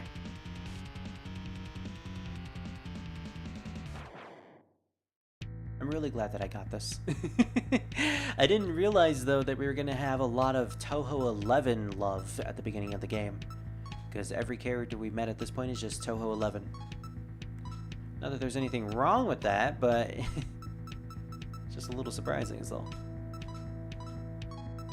Do you have anything that can be useful? We'll just use mind. We'll break the giant Bastione's mind. I'm sure someone would enjoy that. Alright, none of them are weak to fire, sadly. Unfortunately, she has a strong mind, so there's nothing we can really do about that. It's almost like Oni are just inherently strong. Alright, what do you have to say, Orin? Now that we've defeated Utsuho. You got the enemy off guard. Well, don't mind if I do. We'll do a tackle. I'm curious to see if Yomi will do anything against these guys. I know spirits are generally unhinged. But, you know, if the detail is that my... Oh, okay, they block it. You know what? That actually makes way more sense. Yeah, you know what? Understood. I'm not going to complain about that. Sadly, force doesn't really do anything to them either. And they block fire. Okay. They're so weak anyways that it really doesn't even matter. Well, you fought Oku in one? I underestimated you, Four Eyes. Here, have this. You got rusty chestplate. Hey! I picked it up from a corpse earlier today. You can have it. Thank you. Oh, there goes Orin. Alright, well, it was actually worth it coming back here. Speaking of which, let's equip that right now. Rusty chestplate, huh? Has more defense, so hey, don't mind if I do. Want me to fly you back to the palace? Honestly, I probably should have just dismissed her offer and just went straight to Rin when I had the chance, but oh well, I guess we didn't need to. Okay, let's go back to our room to recharge our phone, and now we have to figure out where Satori is, because I kind of forgot where she is.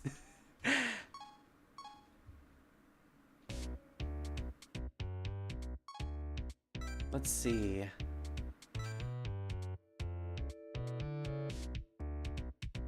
I think the exclamation points are supposed to be where certain things are, certain events are. So maybe we'll have to go to the bottom right.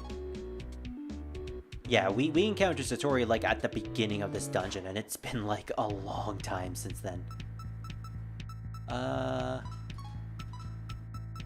Beat the cat. we love tap the cat. Yes. I'm sure a lot of people would love to do this to Orin. Oh man, I'm despicable. All right. Now to hijack the cat's body. Probably should have done another love tap. I remember Orin's pattern not being all that easy. Oh, never mind. It's really easy. And I can say that because I'm pretty sure I won't get jinxed. Attempt successful. We already have as a party member. 3 life shards. If I wanted to, I could just stick around here and max out my life shards by constantly converting Orin into an item. I could do that. And don't tempt me, I probably will. Fortunately, I don't remember what Orin's weakness is. Is it ice? It probably is ice.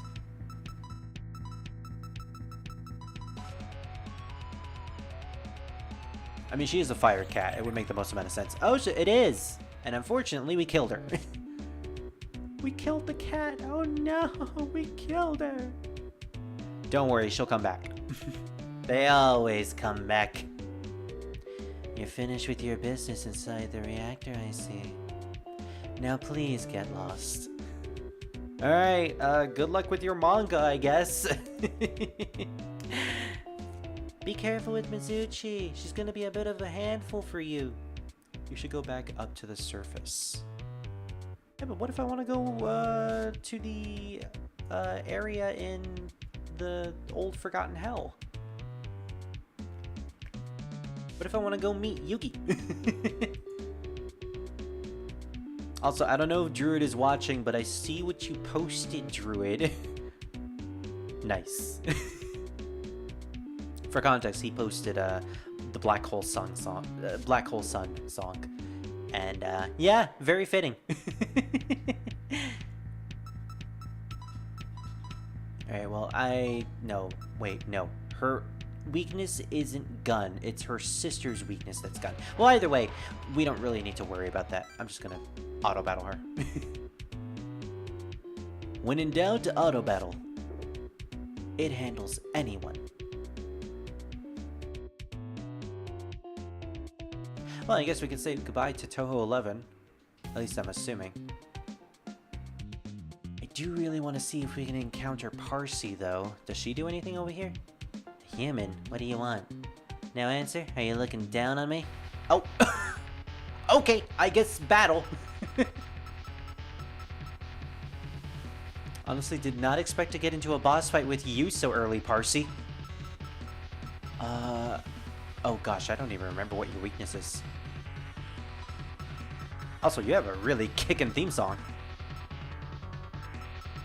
Well, first things first, we're gonna have to lower your attack. Increase evasion on Yugi just to see if we can get the spirit attack off. We have low MP because we started we started without even realizing we were going to get into a battle. So I'm going to use spiritual healing to try to regain all of our MP. Now we just have to judge what her weakness is. I'm thinking it's electricity. In which case, we should probably try to switch out for someone who actually has that element. But I don't think we have anyone that does. Pudiatma. Oh, damn it! We just wasted, like, 50 SP. Also, what did she use? Yeah, she increased her defense. That's not good. I really hope these Megaten, like, become a genre all on their own. I really hope so, too. I've missed these types of RPGs. If there can be more games, even outside of the Touhou franchise, I will be fine with that. Yeah, sure, Druid. I don't remember who has electricity. I think Utsuho was the only one that had it, so she's kind of like our only option at this point. Increases evasion. Yeah, we're gonna have to do that for Sumireko. Alright, well, when in doubt, try to break her mind. Sumireko summons Utsuho. Alright, nice. Oh, she's increased. Oh, she is weak to mind breaks. You know what? Makes sense. She is kind of easily manipulatable by her jealousy, so... She's a very jealous girl. Removes debuffs on all allies. Well, problem is we don't have any debuffs on us. Okay, we only have one more left. Let's decrease her attack to max. At the very least, she won't be hitting us all that hard. Although the problem is we won't be hitting her all that hard either. Something tells me I probably wasn't supposed to do this battle yet. Okay, well, we found two of her weaknesses. And with that said, she has lowered, her attack has been lowered to max, and her defense needs one more. Ugh. I'm a ghost. Wee. The problem is, I would summon our ghost, but he's level 1, and I don't want to level him up. Although that actually sounds like a pretty fun challenge run, now that I think about it. Removes buffs from user. For each type of buff removed, heals 30% of HP. That we could probably save. In fact, what I'm going to do, I'm going to use Satori's spiritual energy.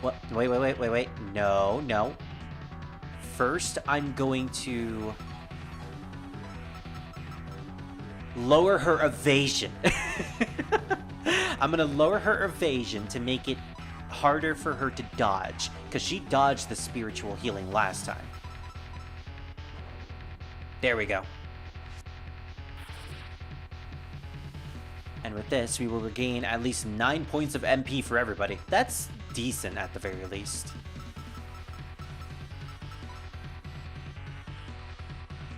Okay. I can't do anything about the defense, sadly. Wait. No, that's only for debuffs. Alright, time to go on the offense. Sweep the leg. No. We're going to do a weak pierce attack. And use the elements that she's weak to slowly build up our SP meter. I love the concept of the SP meter, where you can do these really powerful attacks, sometimes either support or offense, but you need to build it up first. Also, we got her, I think she's blind. Yeah, she's blind. Oh, nice. That makes it even easier for us. In which case, which one is more powerful, basic tackle or vision stab? I'm gonna go with vision stab because it sounds more powerful. So as long as Deluno. Oh, she just got rid of that blind immediately. Honestly fair. There goes our vision stab too. All right, Yugi. The only thing you can do at this point is normally attack. Although if we can pop off another spiritual energy, I think we'll be alright. Oh, you son of a bitch! She healed! She healed for 80? Oh, that's bullshit. That's bullshit. Alright, well, this is gonna be a long battle, apparently. Especially since we're doing absolutely nothing to her. About 40 damage in total. Well, actually, that's not bad, per se. As long as we continue to deal weakness damage, I think we'll be fine. Ajita. Yeah, she's not doing any sort of damage to us because we lowered her attack to maximum. So Mirko, why don't we just use your sword? It's probably better than the gun anyways. Yeah, it's 1 point better, but hey, that 1 point counts. Alright. Now that we've gotten to this point, let's try a Peace of Mind. We're going to get rid of Yugi's 1 buff to heal all of our characters for 30%. And hopefully we can get off... No. I don't think we can get off a spiritual energy. We're going to defend first. Then we're going to use an Azani. Hopefully Yugi goes first. Nice! Nope. Yugi went... Uchiha went first. Oh, okay. I thought Peace of Mind was 50% SP, or 50 SP. No, it was 25%. Okay, that's unfortunate. If I knew that, I would have just used Spiritual Healing. But oh well, better late than never. We got a nice groove going here. As long as we don't break the system, we'll be fine. And there we go. There goes Parsi. Yo, do classic and Mega 10 bosses heal like that? If I remember correctly, yes. I remember there was a battle with the Red Cape and Blue Cape in SMT1. Those guys healed constantly. And I hated those battles. Because, spoiler alert for the SMT1 playthrough that I'm still recording, that's going to be a demonless run. So I had to do that with just my protagonists. And I had to cheat the system in a way. You again? Cross already. Thank you. Sorry, Parsi. Alright, well, we've gained access to the former capital. This is in Abandoned Hell, and this is basically where all the Oni live. There's like a hot spring down here, which leads to the petroleum bank. There's a couple of houses, apparently. And there's Yugi, the big busty Oni. I guess stuff in the former capital? Yeah, she is pretty busty in this game, too. Let's properly welcome this human. I'm Yugi. Come, pour yourself some sake. What? Underage? What's that mean? You know, I'm surprised you got here. There's a nasty girl on the bridge leading up to the former capital. She drives off any potential visitors. Some just want a safe place to stay, what with sleepers wandering about. If you can do something about her, I'll make it worth your while. Well, I kind of already did.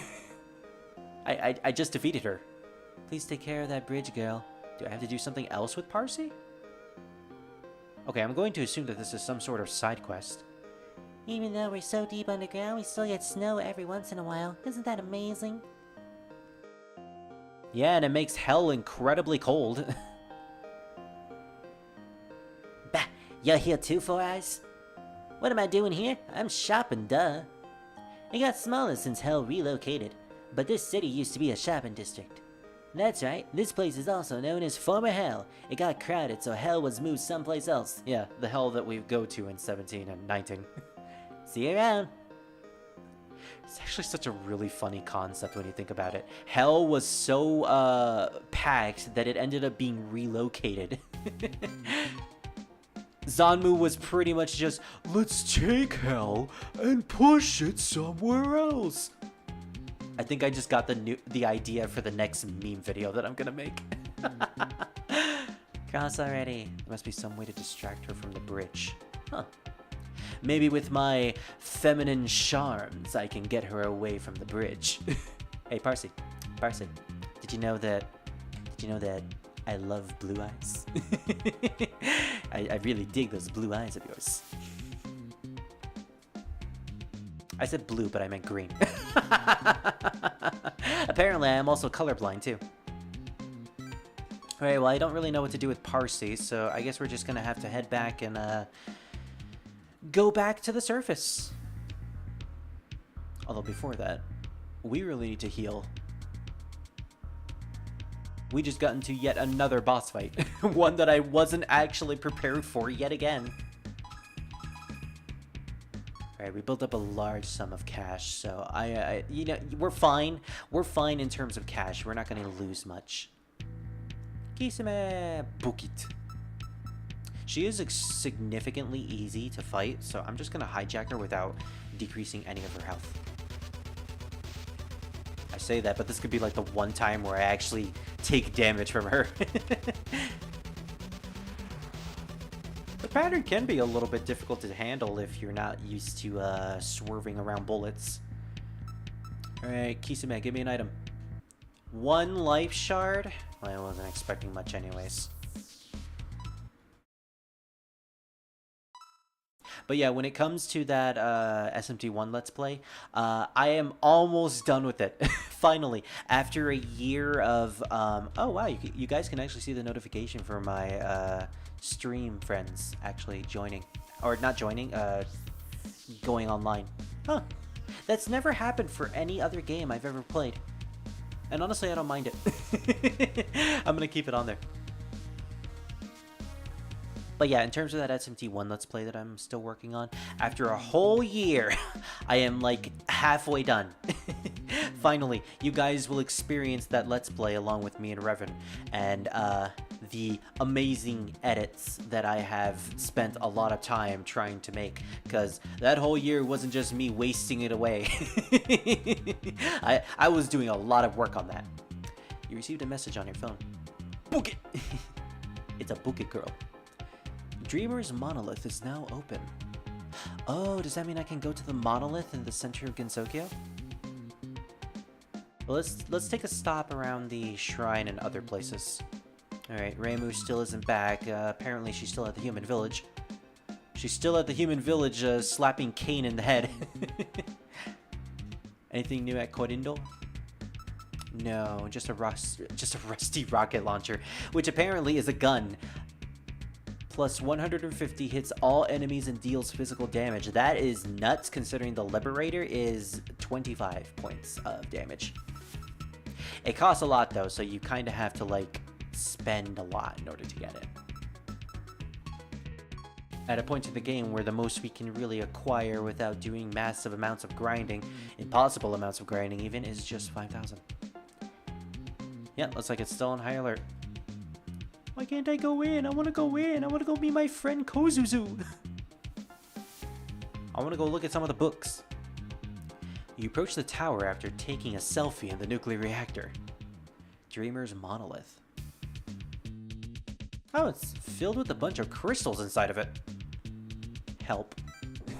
I love the name of these guys. What'll it be? Huh? What are we doing here? A new location just opened up. This is a busy opportunity, or whatever Tay calls it. I'm glad that they referenced Tay at the very least. Are there anything new that you guys are selling? Allows you to save the game on the spot. Not really.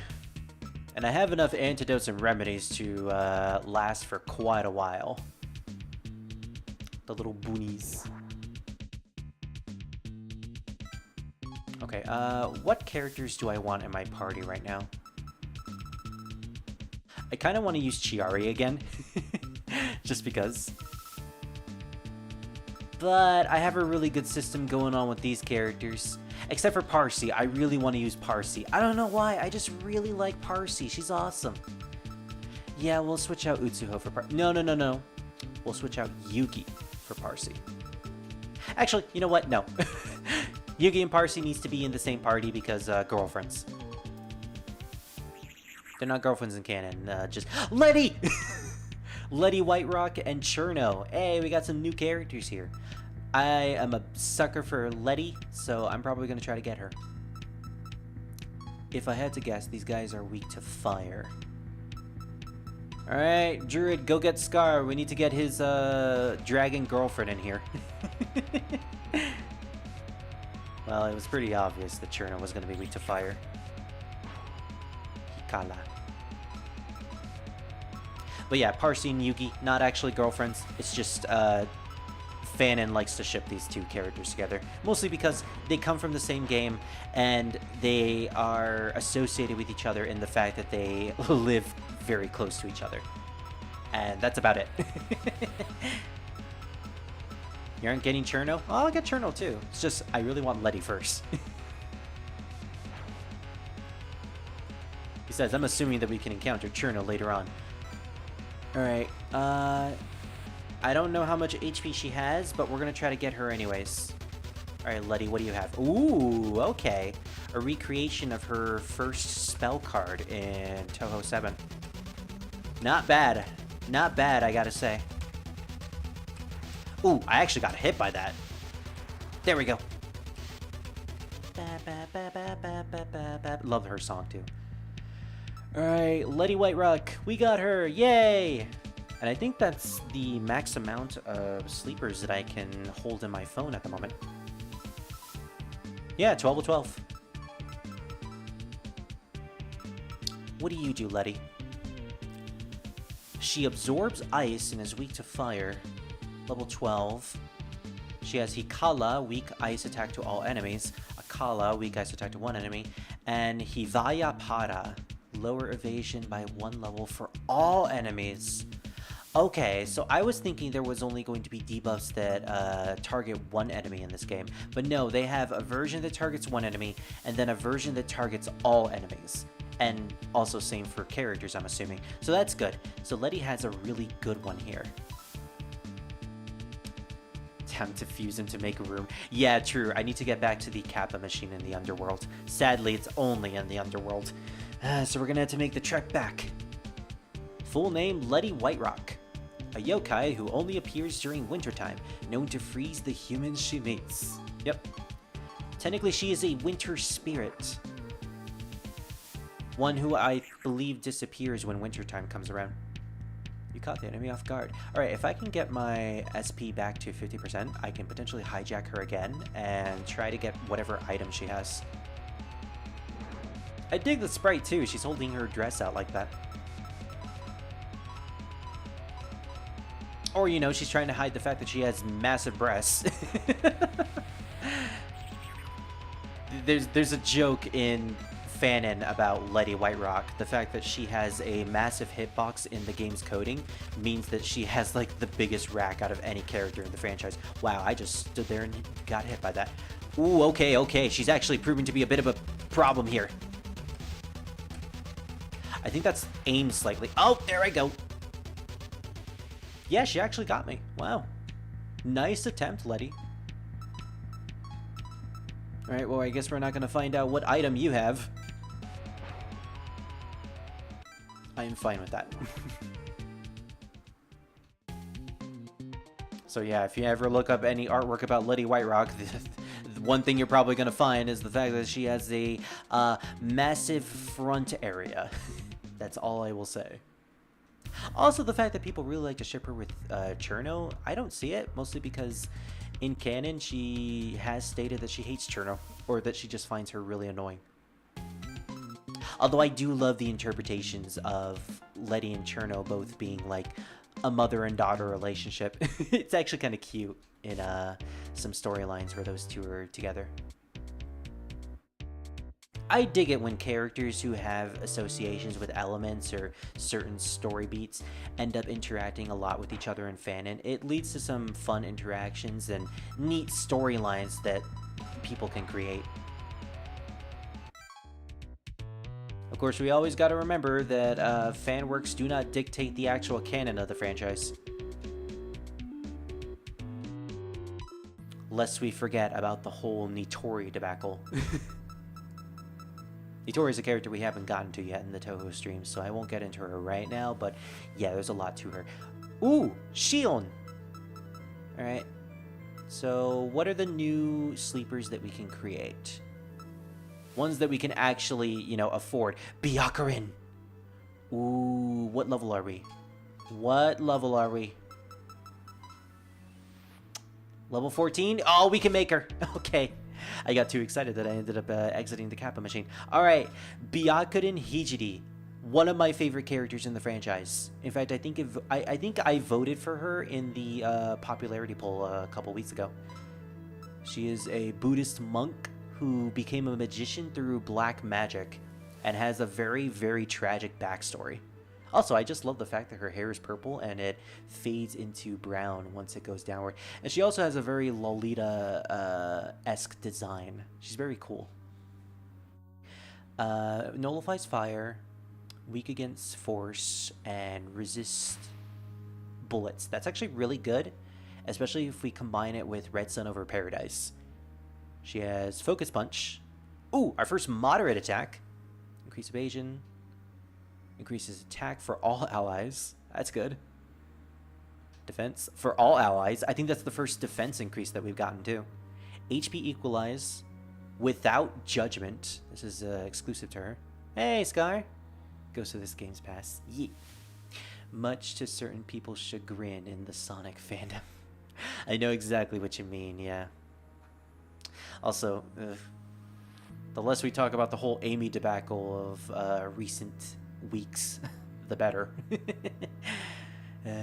I've heard way too much of that on Twitter. So without Judgment, a healing spell to all allies. Effectiveness increases for every yokai and human party member. Oh, so that's where the races come into play. Also, I just realized she's a witch. She's of the witch race. That makes sense because she's a Buddhist monk who preaches for the peace and harmony of yokai and human equality. Full name Byakuren Hijiri. A magician and a head priest in the Myoden Temple, she tries to be on good terms with both yokai and humans and practices Buddhism in Gensokyo. So she's a character that, again, we haven't encountered in the context of the streams, but she is going to be a very prominent figure when we get to the religious war arc, once Touhou 12 comes into play. And I am looking forward to that one. In terms of skills that I can give her from the other characters, I'd rather give her more coverage. So we're actually going to get rid of Mimic, and we'll give her Agni and Akala. There we go. Give her much more elements so that she can use them effectively. There was Amy drama. This is news to me. What happened? So basically, in the recent DLC of Sonic Frontiers, Amy, along with Tails and Knuckles, became playable. And there's been a lot of hate for the fact that her moveset for the DLC is just her using her tarot cards or fortune cards instead of her hammer. And most of her moveset is comprised of stuff that she could have done in earlier games, but now they're just replaced with the fortune cards. People don't like that, apparently. Even though, you know, people complaining about the fact that she's using her cards more instead of her hammer, even though she does have a couple of attacks that incorporate her hammer, and there's apparently a lore reason as to why she can't use her hammer all that much in cyberspace. People were still complaining about it, and everyone else is still annoyed about it, so yeah. Me, I'm just like, I'm just glad that Amy's playable in general. It's been so long since she's been playable that I'm just glad she returned. Oh, we got a lot more stuff that we can purchase. Oh, we can get the party increase too. That means we can get 4 extra sleepers. Also, Scar, I know you're pressing that. I know you're pressing that heart. Can be named after me. Sadly, no, it can't be named. Sumireko is just the name of the character that you start with. These are all Touhou characters, so it's not like Shin Megami Tensei in that sense. Amy was always basic. Now listen here, you little shit. You're not gonna diss my favorite character, okay? Hijack discount. Reduce the hijack cost by 25? Ooh, yeah, I can see that. I have the window on the center of my screen, and the chat is on the right. And I can't turn that dang error, those dang emojis off. Like, my biggest problem with that is that it's right in front of text that someone sends, like the message that is recently sent, it blocks it. And there's no way I can turn those emojis off. So there's just a giant heart in the way of potential chat that I can't read. Like, even when you press it, it's still there. That's the thing. Something tells me that both Scar and Druid are pressing it constantly. Alright, so, on one hand, I really like... Oh, actually, we have enough money to purchase both of them. Okay, so I'm getting the hijack discount. So now we don't have to grind to get 50 SP to try to get a sleeper. Now we can just get 25, which is way better. And we're also gonna get party increase too.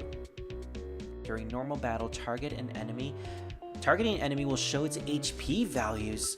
Wow, these are all really, really great. The commands are something that you can only use in battle, and they cost SP. But stuff like this, HP display, party increase, those are stuff that I really want to get as soon as possible.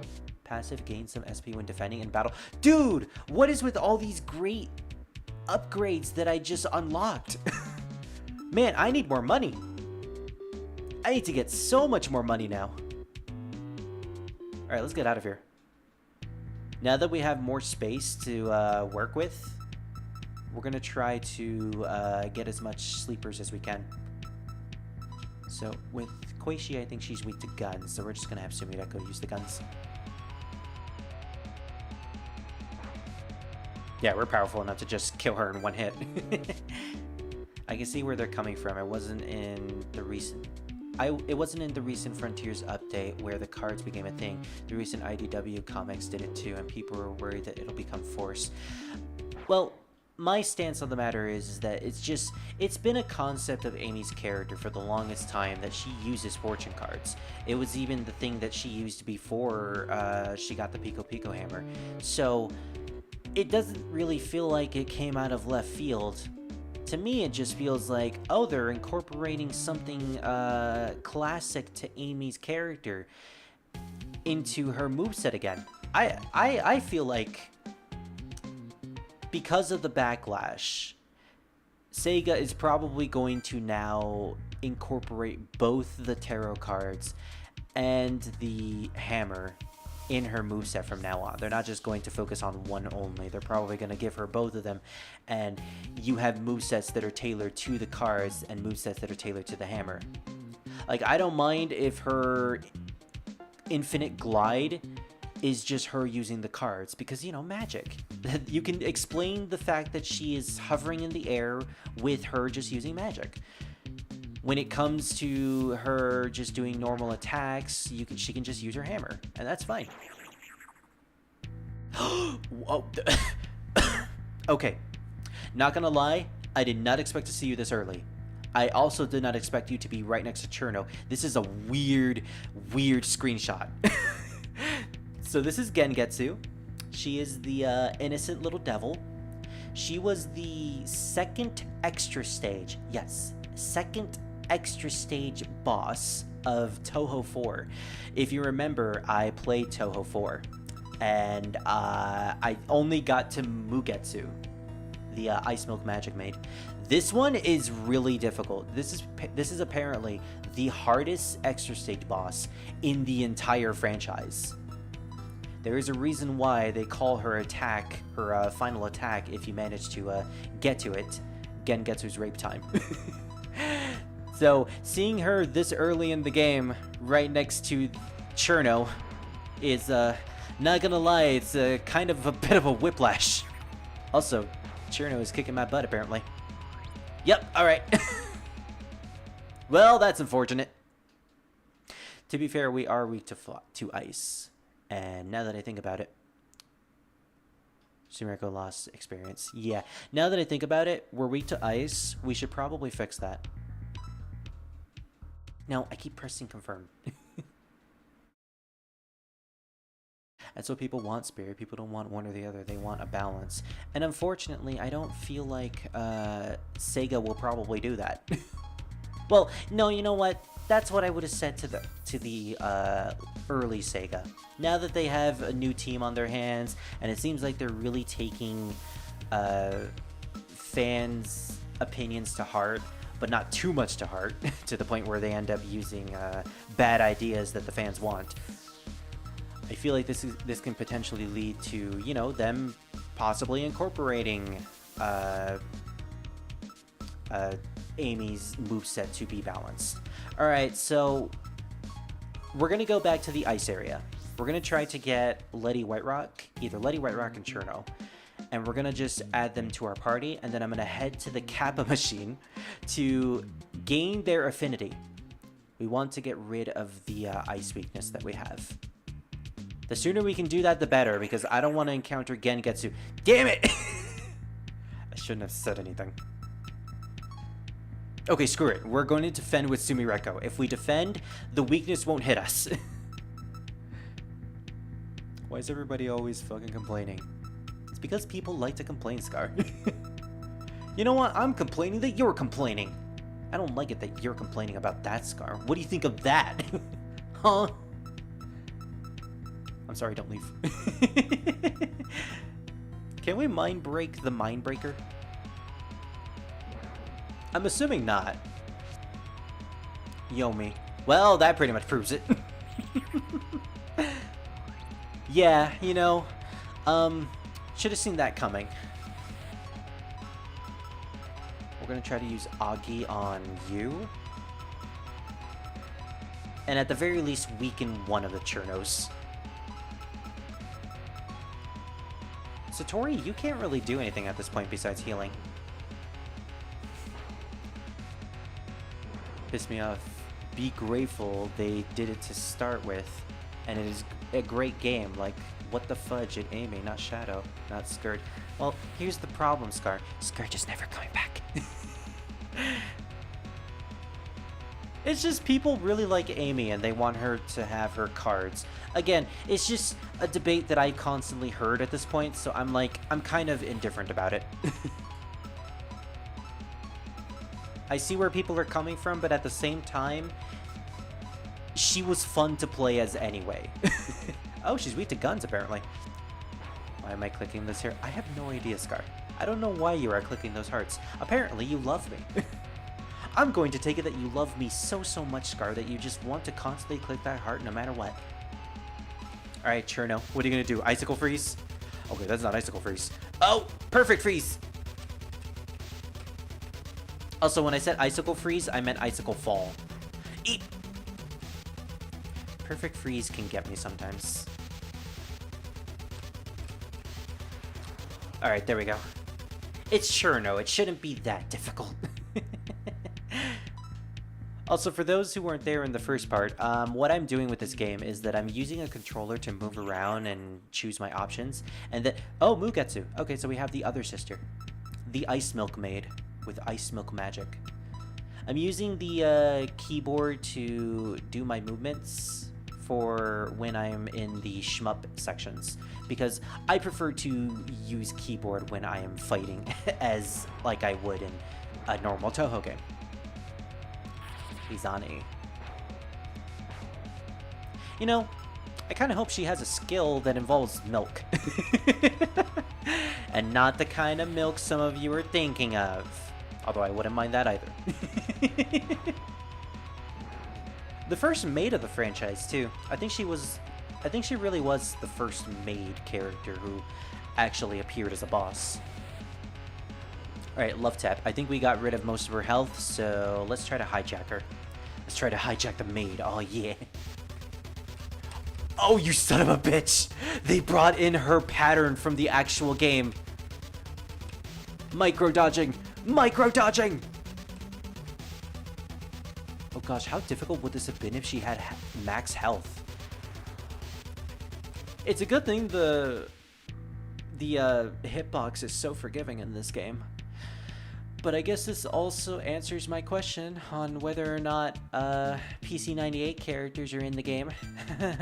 Now I am now dreading fighting Gengetsu when we eventually meet her again. This is going to be entertaining. And we have enough room to get those characters too. Yeah, we're just going to spend this time trying to get all the characters that we can. Oh hey, look at that! Is there a Kappa machine somewhere around here? Oh, hey, the sisters. Is it rape time already? I didn't even get to look at Gengetsu's or Mugetsu's information. I forgot to do that, sadly. Actually, Gengetsu is weak to guns. Let's do that so we can build up our SP.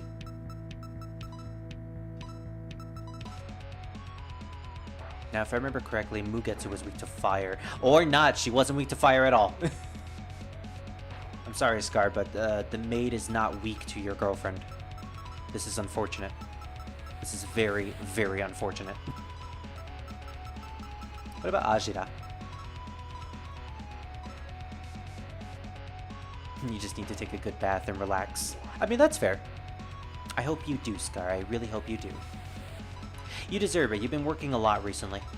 Also, you have been having conflicting shifts, so constantly changing, constantly having to stay up at night. I feel like you definitely deserve a rest. I just got a transcript of Pender's lawsuit from my boyfriend. TLDR, Penders didn't legally win anything, but only got some characters due to technicality and an out-of-court settlement from Sega, which is what I thought happened. That they ended up settling it off-screen and off-kiltered. What I'm saying is, Penders doesn't own shit legally speaking. Sega just won't bother at the moment due to the controversy. Yeah, I feel like they were deterred away from using any of those characters. Which is a dang shame, because I really wanted to find out how the Archie comics would have ended. We never got to see how the echidnas got saved. And you know what? Scar is still butthurt about that, because now we'll never see what happened to Scourge. Alright, so, I'm curious. She has low health, but is this going to be Gengetsu's rape time? Or is it going to be the giant Master Spark? Oh, you son of a bitch. It's not the rape time, but it's definitely one of her attacks. Oh, wait, no, I think this is the rape time. It's just, you know, not as fast as it was in the original game. Now, granted, in order to actually fight her attack that is known as the Gengetsu Rape Time, you have to get to her final spell, and then you have to time it out, meaning you're not supposed to shoot her down.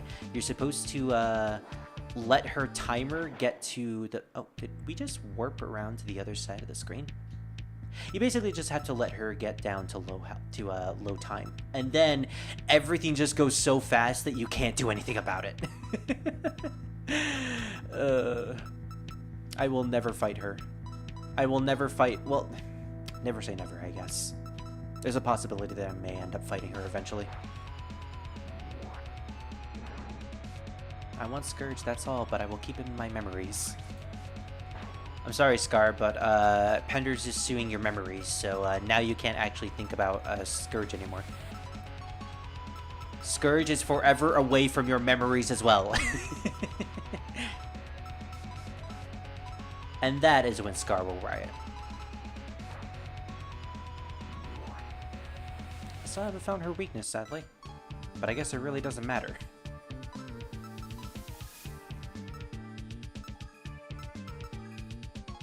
Alright, we still need to encounter Letty, because she's the last one that I need. And potentially Chiari if I really want to go that far. Oh, hey, speaking of which, you caught the enemy off guard, too. I'll take it.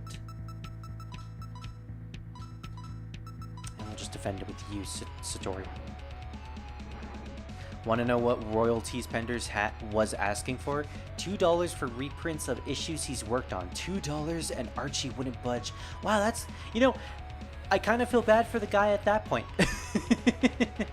Like, just give him his $2, dang it. Okay, we have enough for a love tap. Yeah, love tap that ass. I mean, she's showing it to us. Either that, or we love tap the giant hitbox, if you know what I mean. Alright, let's see if we can actually do it this time, because I know we had a difficult time trying to handle Letty when we hijacked her before. Okay, I am actually surprised I didn't get hit by that. I should have shut up, because then I got hit by that. I should probably stop bottom hugging. Yeah, when I stop bottom hugging, then I play much better. All right, Letty, you're in our party. And with that, how much room do we have? We can get one more sleeper. So what I'm gonna do, I think we've got all the characters at this part. So we're actually just gonna run away from this battle. And we're gonna head back to the Kappa machine. If there's a Kappa machine inside of the obelisk, then that's unfortunate. But we're heading back to the Palace of the Earth Spirits because that's like the easiest place that I know of. We're going to head there and we're going to start fusing everyone. And also, I'm going to use some of my money to purchase Chiari from the compendium. Just so we have everyone that we can be able to fuse. Do one of the emotes for your characters on screen? No, sadly, it doesn't do that. I don't have anything set up to that degree. Now, granted, that would be awesome, but it took me a long time to make this character, and I don't want to go through the hassle of doing that again. Like, I can build another VTuber. I can draw another PNG tuber. But when it comes to trying to make emojis and notifications work on stream, that's a little too much for me. I'd rather just not do that. Besides, I don't really need notifications anyways. If someone subscribes, cool. If someone doesn't, okay. Mugetsu and Gengetsu. I like how they're just really early on. They're demons. They're not even classified as yokai, they're just straight up demons. I mean faces. Oh, now see, that would be cool. I'm not sure if that's possible though.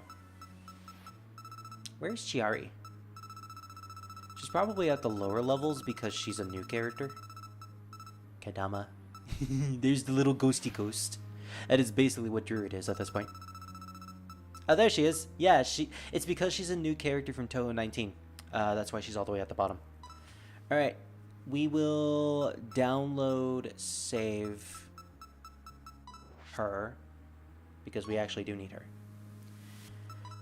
Is there anyone we can save? Honestly, I'm going to save all these guys because I don't really have any specific sleeper that I have been saving.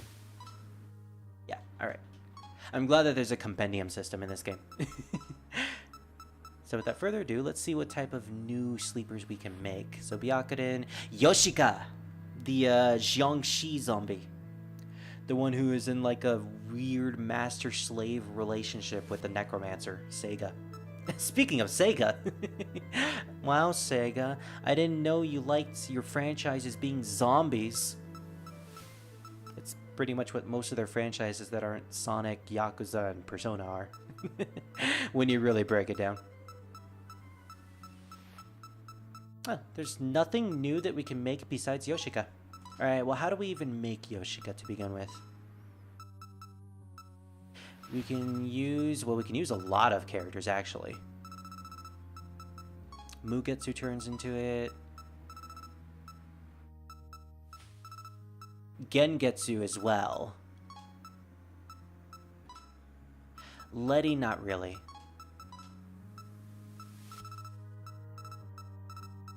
We're still like 20 levels away from getting Lily Black and Shion too. We can't get the broke bitch, sadly. Alright, so I think what I'm gonna do is I'm probably gonna use Mugetsu and... do I really want to get rid of Utsuho though? Utsuho has been really good. But then again, Yoshika could also be really good too. Alright, first things first. Let's look at the new sleepers that we collected. I want to see what their lore is and also their skills. So, Cherno. You have Akala, Needle, Throw. You okay, boy? Yeah. Weak pierce attack to all enemies. Increase evasion. Like stab. Weak pierce attack to one enemy, lower evasion by 1 level. That's actually kind of funny. I'm probably going to keep that. Cherno, a fairy with an aptitude for ice magic. Some call her dumb, but she's not anything less intelligent than an average fairy. Oh hey, Scar, we met you. We met the ice version of you.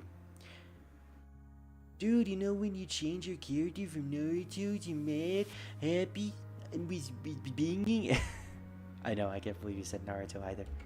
Wow, Scar, I can't believe you said Naruto. Man, you're so obsessed. Saturno is actually a decent character in terms of stats, in terms of skills. Letty! I think we already read your thing. Mugetsu! Mugetsu has Hizani, Hiyomi, not bad, Calming Mist, chance to apply sleep to one enemy, and Hipuripara, lower defense for all enemies. A demon who claims to have created a world of her own and a younger sister to Gengetsu. Despite her appearance, she isn't actually a maid. For some reason. Yeah, I guess she just likes to dress as a maid. And Gengetsu, it's so weird to see you so low-leveled, Gengetsu. She has Yomi, Dayatma, remove buffs for all enemies. That's something we need to give to another sleeper. Himedi, which is Medea, and Deluo, cure a status condition for one ally. Oh, and she also has Animus. Revive one ally to 50% HP. Oh, don't mind if I do. That's actually really, really good. Gengetsu, a demon and an older sister to Mugetsu. I like how that's literally all she is, because that really is all she is. There was barely any character for her in the original games. So, we're gonna fuse Mugetsu with Utsuho to create Yoshika. Full name, Yoshika Miyako. Miyako. A Jiangshi who is controlled by Sega. She has very stiff joints due to being undead for so long. Yes, but they won't be very stiff for long, if you know what I mean. You know what Sega's gonna do to her. Wow, Sega, I didn't know you liked your corpses that much. She has Poison Dart, Vision Stab, Leg Stab, you know, good for a zombie, and Deluo. Oh, she also has Cover. Take reduced damage in place of one ally this turn. She's very defensive. Has very high vitality, very decent strength, decent intelligence. Yeah, intelligence is also magic defense. So yeah, she's a tank. I can't believe it, but Yoshika the zombie is actually the best paladin at this point. This is good. We're gonna fuse her though.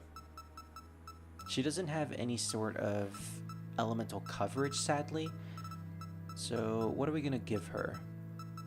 Oh, what is her weaknesses? I forgot what her weakness was. Does she have a weakness to fire? Damn it, she does! Then we can't give her Red Sun over Paradise. Oh, man. Okay, you know what? You know what? Screw it. We're going to use Byakuran as the fusion material, and then we're going to fuse Mugetsu. Because we just caught Letty and Chiari again. We can just use those two to make another Byakuran. Oh yeah, now we're really playing with fusions, baby. It feels good to be back. Feels good to be back to an SMT game. Without judgment, healing spell to all allies. Effective increases for every yokai and human party member. Well, considering Yoshika is, I think, a yokai? Is she a yokai? Let's see. She is an undead, but chances are we're probably going to have a lot of yokai and humans in our party. So she's going to be a paladin with a really good healing move. HP equalize. Equalize relative HP value to all allies. Not bad, honestly. Lower defense for one level for all enemies. Pada Atma. We're gonna get the Pada version.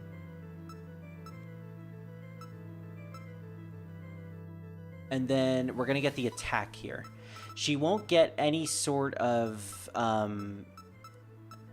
elemental attacks, which is unfortunate, but that just means Sega is just, Sega, I meant Yoshika, sorry. I got her master on the mind. Take that out of context, if you will, if you want to. I'm going to use her as a tank. So she's not really going to be doing much damage. She's going to be a buffer, debuffer, and then she's going to use cover while then using without judgment once we get enough SP. At least that's the plan for her. Other than that, she's looking pretty good. I see what you did, Scar. I see that you highlighted some of the things from this stream. I'll watch them later, but nice.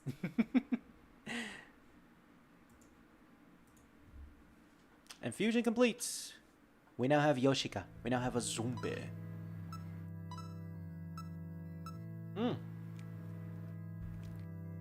We can get Miko's mama. Or not Miko's mama, Miko's wife. This is Tojiko. Interesting. Level 13. She has mostly elemental stuff. She's predominantly force. No, Animus is healing, right? Revive one ally, cure status condition for one ally. Okay, and then the rest is just electric attacks, which is pretty good. She has 2 weaknesses, but she nullifies 2 things. That's actually not bad at all. Full name, Soga no Tojiko. A ghost who has control over thunder. She was supposed to be reincarnated into a Shikaisen, but ended up as a ghost instead, a servant of Miko, who is also in real-life history supposed to be the wife of Miko. But, you know, these characters are based off of historical figures, so your mileage may vary. The reason why she's also a ghost is very hilarious too. So one of their compatriots, Futo, who also tried to become reincarnated through the act of being a Shikaisen, she basically burned the item that was used to give Tojiko immortality. So basically Tojiko is dead because of her friend Futo. There's a lot of history behind them apparently too. Like apparently both of their clans were bitter enemies towards each other, and that's the reason why Futo messed up with the reincarnation process. But yeah, it's very interesting. Can't wait to get to Touhou 13. Anyways, we're gonna fuse Chetty. I meant Letty. Yes, Chetty, Letty and Chiari's fusion name. Or it could be a ship name. I don't know why, but now I'm just picturing Letty and Chiari being shipped together. They have no chemistry whatsoever, and they have never interacted at all, and they probably never will. But for some reason, because I said that, I now want it. Sumireko is too weak to fuse the sleeper. Oh, have I now lost my levels? I can't fuse Byakuren anymore? Oh, that's unfortunate. Okay. What is my level then? Sumireko. Next is 411. Oh, wow. Yeah, I lost my experience, which means I was bumped down to level 13 again. So I don't have enough levels to create Byakuren. That's unfortunate. Oh, okay, well, here's what we're gonna do. We're gonna wait to fuse Byakuren. We already have Yoshika now, and we have the necessary components to make Byakuren, so we'll be doing that later. Yoshika, however, she is level 13. I think we're gonna put her in the party. So, Yugi, you don't have any elements whatsoever, so we're finally going to switch you out now. And we're actually gonna keep the other characters here. I like this here. Mojang is doing a vote too, and they're doing a adorable mod as a topic, and they complained about how they're too lazy to add all of them on there. It's annoying. Can't even enjoy anything without twerking. Yeah, Scar, I can't enjoy anything without twerking either. Sometimes I'm just so bored that I end up twerking out of boredom. And that makes me happy. So yeah, they're also doing a popularity poll. Are they doing a popularity poll for favorite mooks? Because if so, I am voting for the fox, for the little fuchs. That's a lot of money for just healing everyone. I'm gonna heal the characters that I'm just using in my party. So Yugi, you also will be healed. There we go. We spent a lot on the upgrades that we ended up getting, which is a little unfortunate, but hey, what are you gonna do? Alright, at this point we just gotta build up our experience again. Honestly, if I knew this was gonna cost us the ability to make another Byakuran, I probably would have just resetted my save when we died against Mugetsu, or Gengetsu. It is what it is, though. Honestly, the game is built so well that we can just zoom through most of this, especially in the next dungeon, and we don't really have to worry about our level being low. What I am hoping, though, is that there's a Kappa machine in the obelisk, because, like, I'm kind of tired of going back to the Palace of the Earth Spirits to try to constantly fuse stuff. Ooh, alright, we got a warp dungeon here. Now it's starting to get interesting. Twerking, I think you meant Scar. No, he meant twerking. I know you think tweaking, but no, he meant twerking.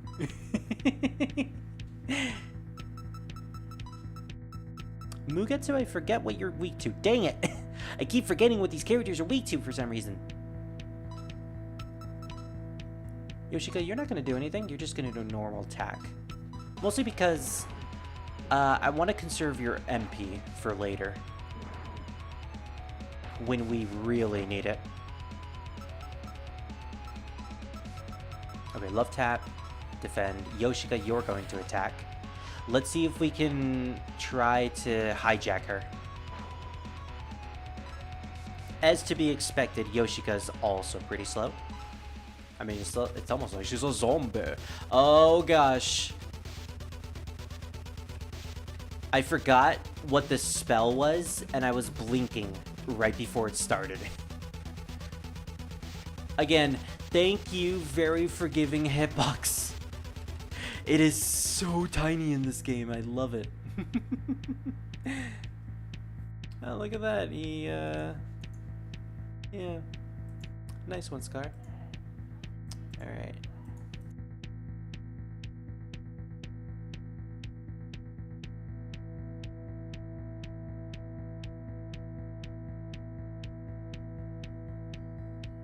Also, my bad. People were yelling a lot in the background.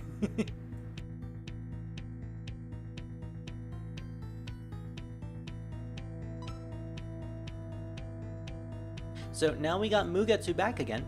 I was actually going to see what her item was, but you know what? Nah. I'm actually going to try to build up my roster again. Yeah, Mojang Minecraft, because they're doing like Armadillo, Penguin, and Crab Armadillo. Crab Armadillo will drop something that gives wolf armor. Penguin will drop something to make your boat faster. And Crab will give you better reach, help for builders. Yeah, this is basically exactly what they did last year, where they added a new mob for the game. What was the mob again? Was it like a crab something? I know it was an axolotl. The axolotl was a completely different thing.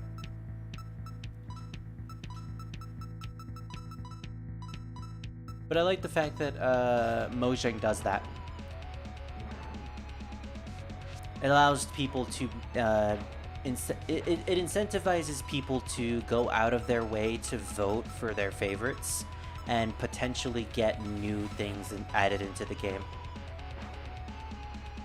Wow, everyone is just missing Letty. And to be fair, our evasion did get decreased. See if we can deal enough damage to her.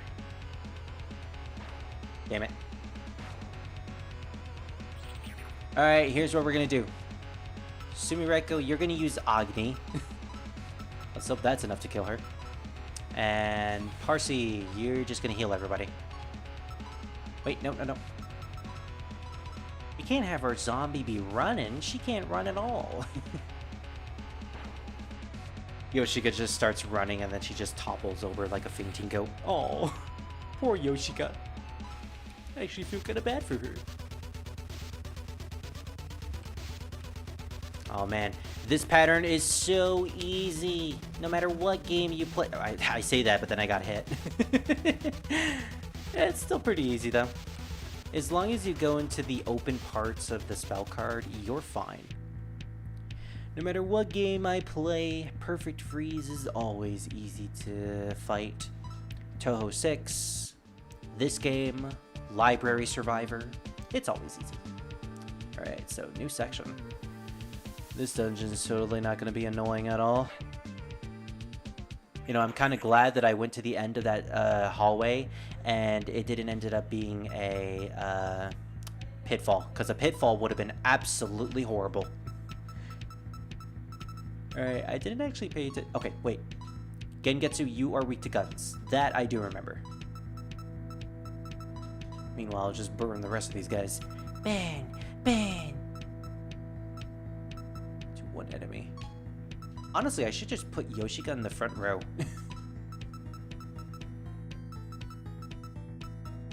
Satori, you're starting to warm out. You're welcome. And it's mostly because I really do need to give you better skills. The only skills that Satori really has is the ones that she starts out with.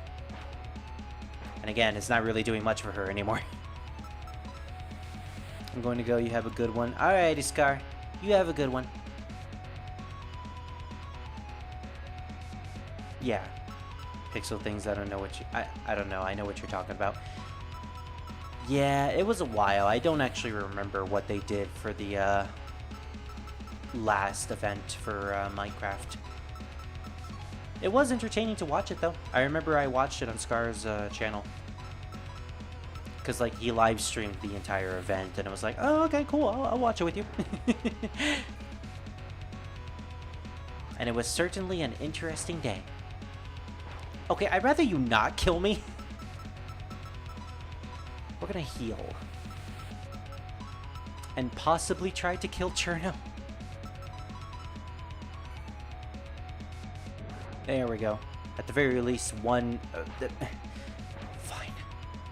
She heals, but you know what? That's fine. We managed to deal a significant amount of damage anyways.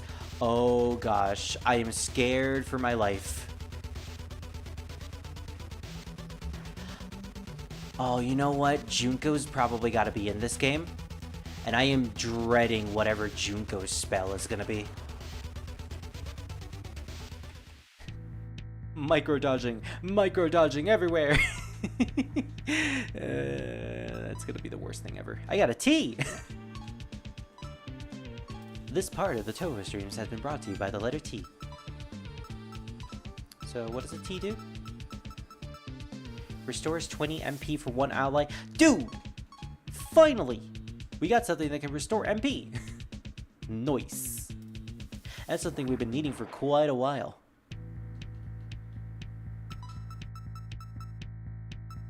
Why do I keep forgetting what Gengetsu, or not Gengetsu, Mugetsu. Why do I keep forgetting what Mugetsu is weak to? And also, why do I keep forgetting to change Yoshika? Yoshika is just stuck in the perpetual spot that she's always in. We're actually going to do a spiritual healing real quick. If we can get more MP for our characters, then that's lovely. Oh, please don't do that. Please don't do that. Oh, you've got to be kidding me. Well, looks like we're farther away now. What level are we even at this point? Okay, I really need to stop doing that.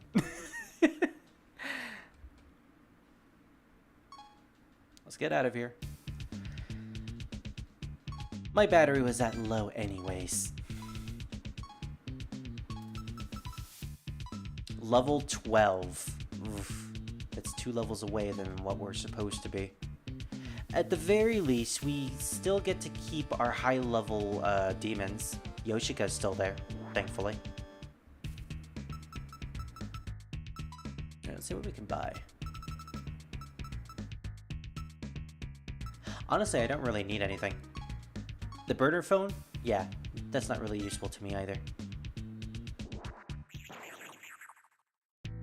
Now, apparently I could go in this direction. I didn't even try to go in this direction. Okay, maybe this was a blessing in disguise in some way. Alright, Yoshika, we're finally going to use some of your skills.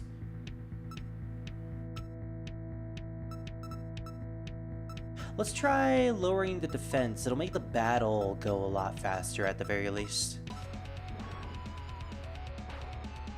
And because we died, we also lost all of our SP. That's fine, that's fine. Oh my gosh! Even when they don't hit the character that's weak to it, it still does a lot of damage. Parsi, no! We're gonna cover for Parsi. At the very least, that will be able to help her survive. Yoshika prepares to cover Parsi. Glad to know that that activates at the beginning of a battle turn.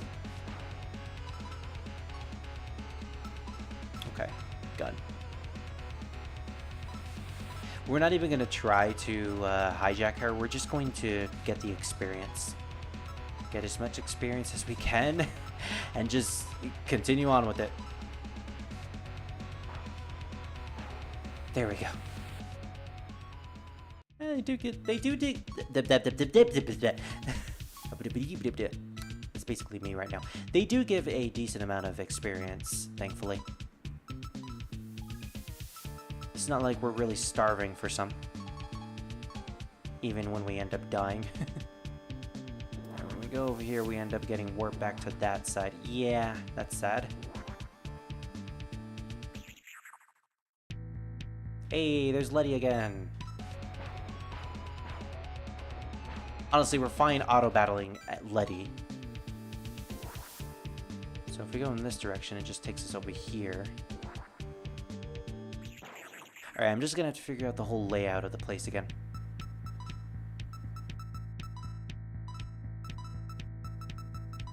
Do Agi. Lower the defense. And finally use a Yomi. We're probably going to try to hijack Gengetsu at the very least. Oh my gosh. Do I just need to constantly use cover for the rest of this time?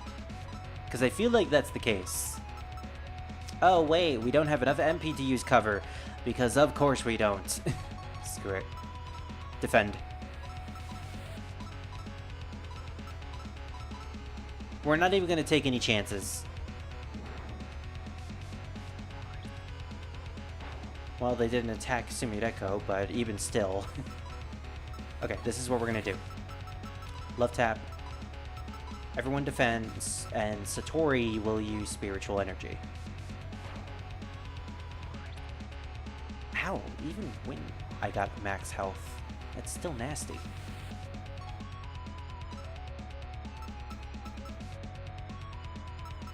Alright. Let's do it. I'd rather get as much items as I can, and plus, not using my SP when I have enough to use is kind of a waste. And if it's one thing that I really hate, it's wasting resources.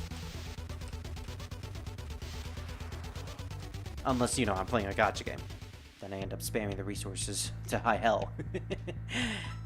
Yeah, we already have her in our party. Just wanted to make sure. 1 T. Yeah, getting those T's is actually kind of ideal to do. So if I were to go back here, if I were to go through the door to the right, will I end up at the same place that I was previously? I'm going to assume that's a yes.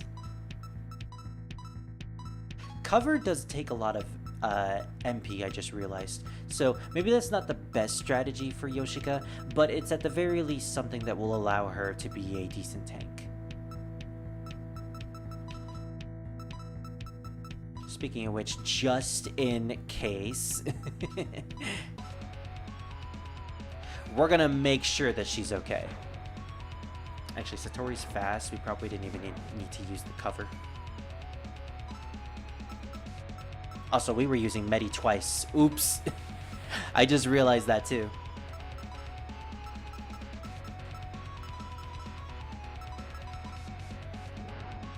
There we go.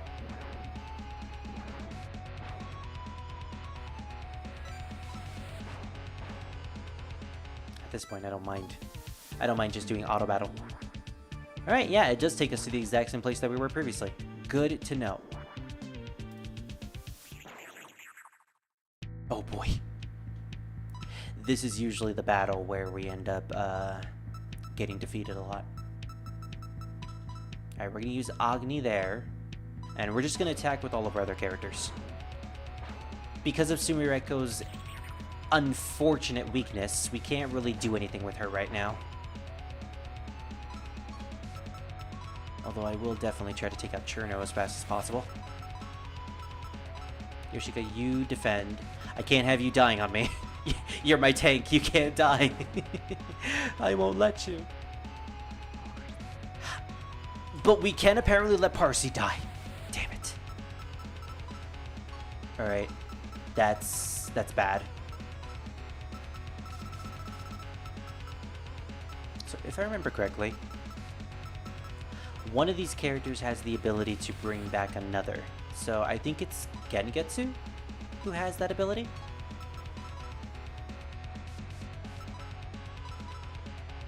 Let's see if Gengetsu can do that. Hey Gengetsu, fight your double. Revives one ally. Yep, Animus. Alright, will it work on Parsi? Also, how much MP is that? 30. Jeez, okay. Alright, good thing Satori was defending. I was thinking of using a whatever that ability is called. Spiritual healing, yeah, I was thinking of using spiritual healing, but then I realized if I use it and Gengetsu still didn't cast her spell, that would have gone to waste because she already had max MP. We'll just have everyone defend for now. Yomi. Alright. Better than nothing, at least. Oof. Alright, level 13. Nice. Let's see if we can get farther now. It feels like they're just straight up taking away points in my levels. Which may not be the best thing, actually.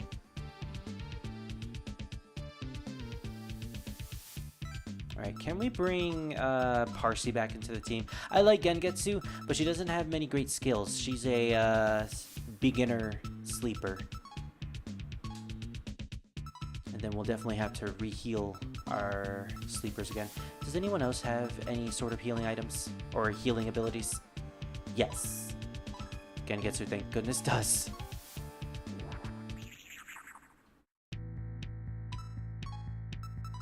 Man, this place is starting to prove to be a bit of a problem.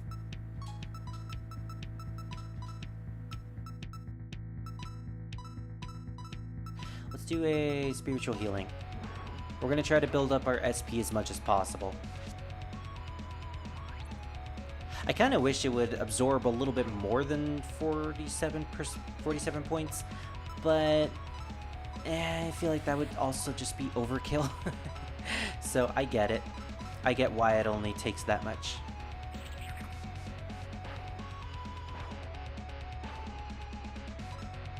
And we're just going to use an Agni, and everyone just attack. And hopefully the next battle we'll be able to use another spiritual healing. Okay.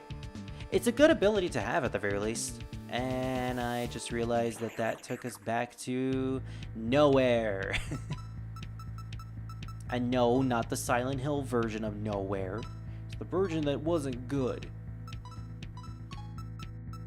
The version that just takes us all the way back to where we were.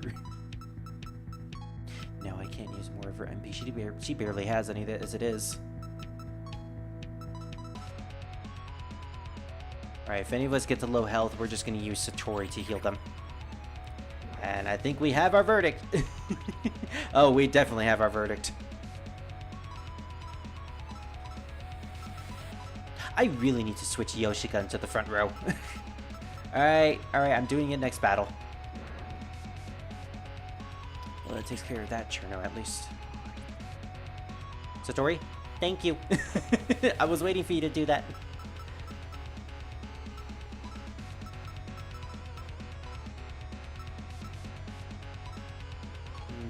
We'll just do a normal attack, actually. And then heal Parsi. I don't want her to die, after all. Never mind. You gotta be kidding me. Satori is apparently just really, really slow. Didn't want to believe it, but apparently it's true.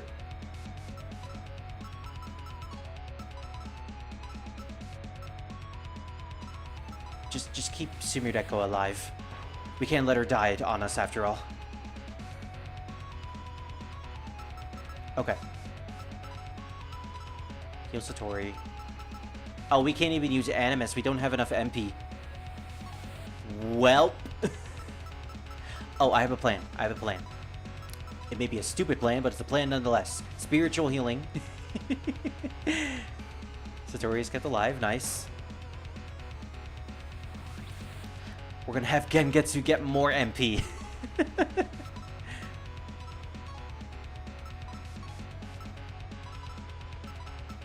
And now she can use Animus to bring Parsi back to life. And even if she doesn't in the battle, that's fine.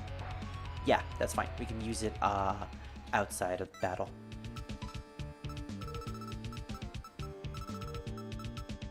Oh my gosh, things are going things are spiraling out of control at this point.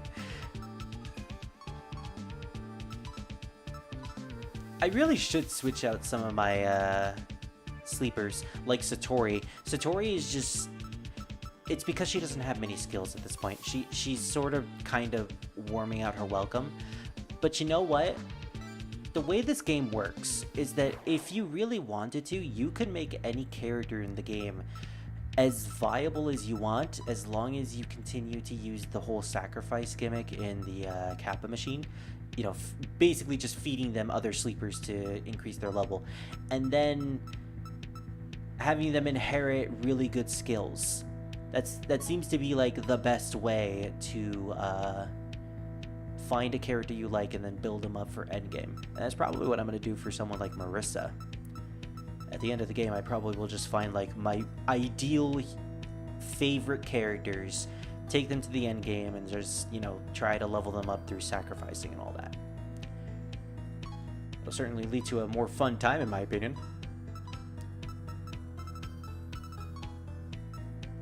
Okay, sadly, I don't know what Mugetsu's weakness is. Or, yeah, Mugetsu. I really don't know what her weakness is. It's unfortunate. But I just keep forgetting. But we will use a spiritual healing at the very least. Oh. Okay, Parsi, I really don't want you to die again. We're gonna try to heal you, so please don't get hit. Just defend, okay? Alright, you're gonna be okay. Oh, thank gosh, she went first. Well, now we gotta heal Sumireko. There we go.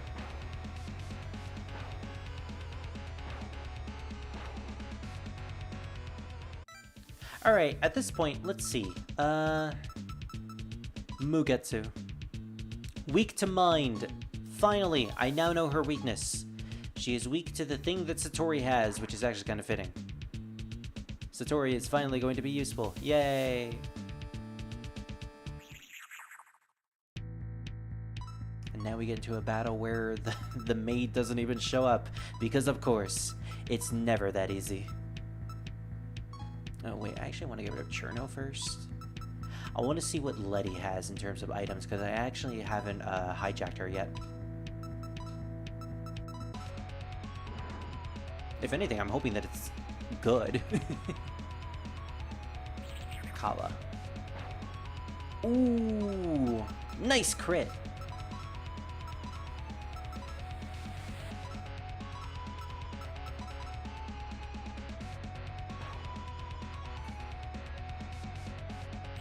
Yeah, I'm sorry, Satori. You're probably not gonna last that much longer in our party. But I do really like you as a character. It all depends on how I feel at the end of the game. Or near the end of the game. You know what? If I can maximize the amount of sleepers I can hold in my party, I'll probably just try to make as many of my favorites as I can and just have them be endgame viable. That'll be like a fun little challenge I'll do. Alright, I don't know if I decreased her HP enough, but like we're gonna do this anyways. There's no focus mechanic in this game, it seems. I haven't found one yet, at least. Oh, oops. Alright, there we go. And you seem to have only 2 hits to work with. Alright, what is your item, Letty? A soul stone? Okay, that's new on me. Oh no, apparently I already had one. Revive 1 ally to 50 HP. Okay, that's actually really good. I kind of want that. So, I have a feeling that this is going to be the... Oh, there's an up! Full discovery bonus. You received a message on your phone. The rest of the monolith is blocked off for now. Please enjoy your time in Gensokyo some more. It's a dead end. Okay. So I guess the more we progress with the game, the more the obelisk will unlock, and eventually I guess this is probably going to be like the endgame dungeon or something. But hey, at least we got a bunch of different sleepers. Sumireko, didn't Marissa tell you to not go near the tower? Well, she might have said something like that. She might have said something like Daze. But, you know, the classic Marissa. In any case, I noticed the entrance is open now. You didn't have anything to do with that, did you? Damn it, what the hell is going on? This thing just appears out of nowhere with no culprit in sight, and sleepers invade Gensokyo. At least they haven't attacked anyone yet. Well, they've been attacking me constantly. Know what? Since you're here already, help me solve this incident. Go look for information. Marissa already went to the Scarlet Devil Mansion a little while ago to look for books that might help. Does that mean we're going to the Scarlet Devil Mansion? It means we get to go meet Patchouli? Alright, we're going to go meet the bookworm and the vampires and Dio. Dio, most importantly. Alright, I am excited now. Yeah, Yoshika doesn't really have any... I forgot to switch her into the front row, damn it. Alright, let me switch her. There we go. Parsi. And then Yomi. Alright. So my dog really wants to be let out of the room. Okay. After this battle, and then we switch, I'm gonna go let him out. Also, this will give me an opportunity to go get a soda that I left in the fridge. Alright. I will be right back. I will return soon. Give me like 5 minutes. So, yeah, for now, just enjoy the amazing music that is Shin Megami Tensei. Or not Shin Megami Tensei. This is Touhou Artificial Dreams of Arcadia. So enjoy it for now. I will be back in like 5 minutes.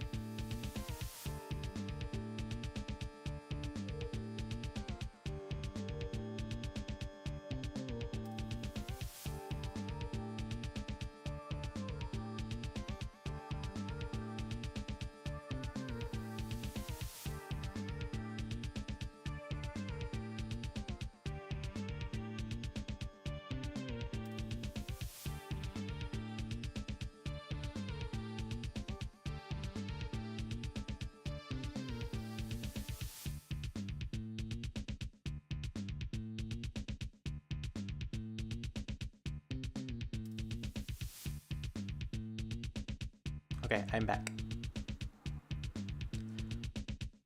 I would keep the Orin dance, but I have a feeling that it's going to increase the, or it's going to decrease the quality of the stream. So we're just going to keep it away. Chat, it's a real pain when pets don't listen to obvious things that you've taught them to do.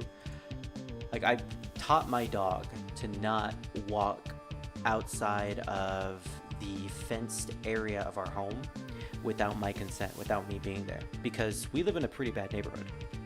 And unfortunately, there's always the possibility that just a random dog will come by and try to, coerce with them.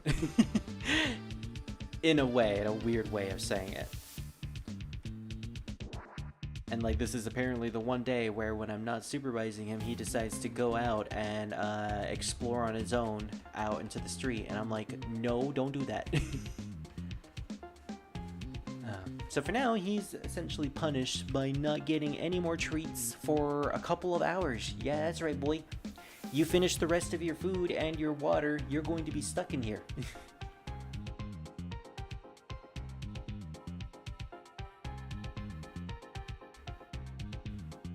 I don't think he minds at all, though.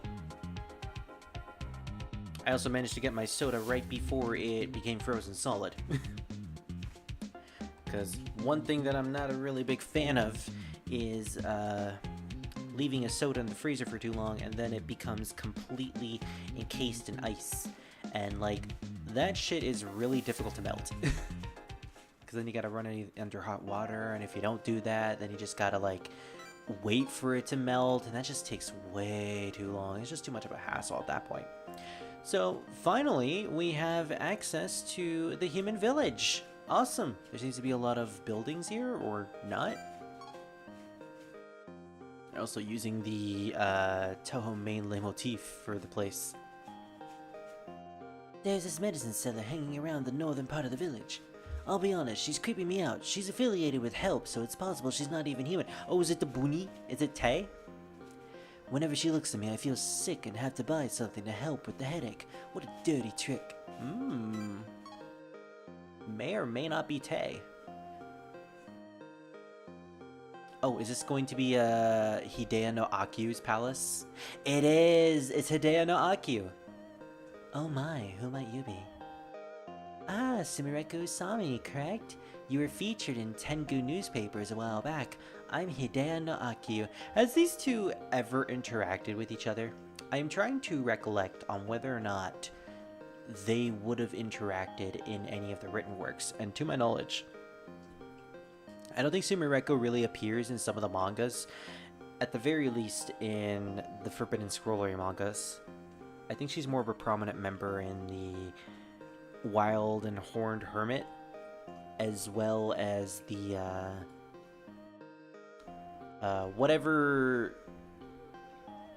Rinosuke's stuff is that I can never remember the name of. It always dawns on me that I can never remember most of the written works, even though I pretty much memorize all the names for every single mainline and spin-off game. But yeah, Akiu is the chronicler of Gensokyo in a way.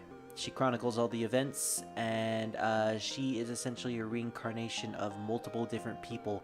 The children of Mier, basically, is what their title is officially called.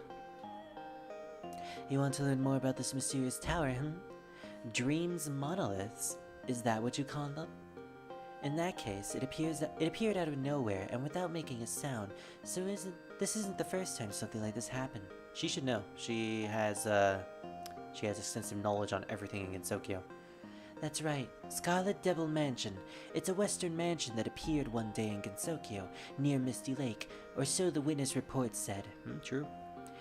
It's worth asking the mistress of the Scarlet Devil Mansion about this. Come meet me at the west entrance.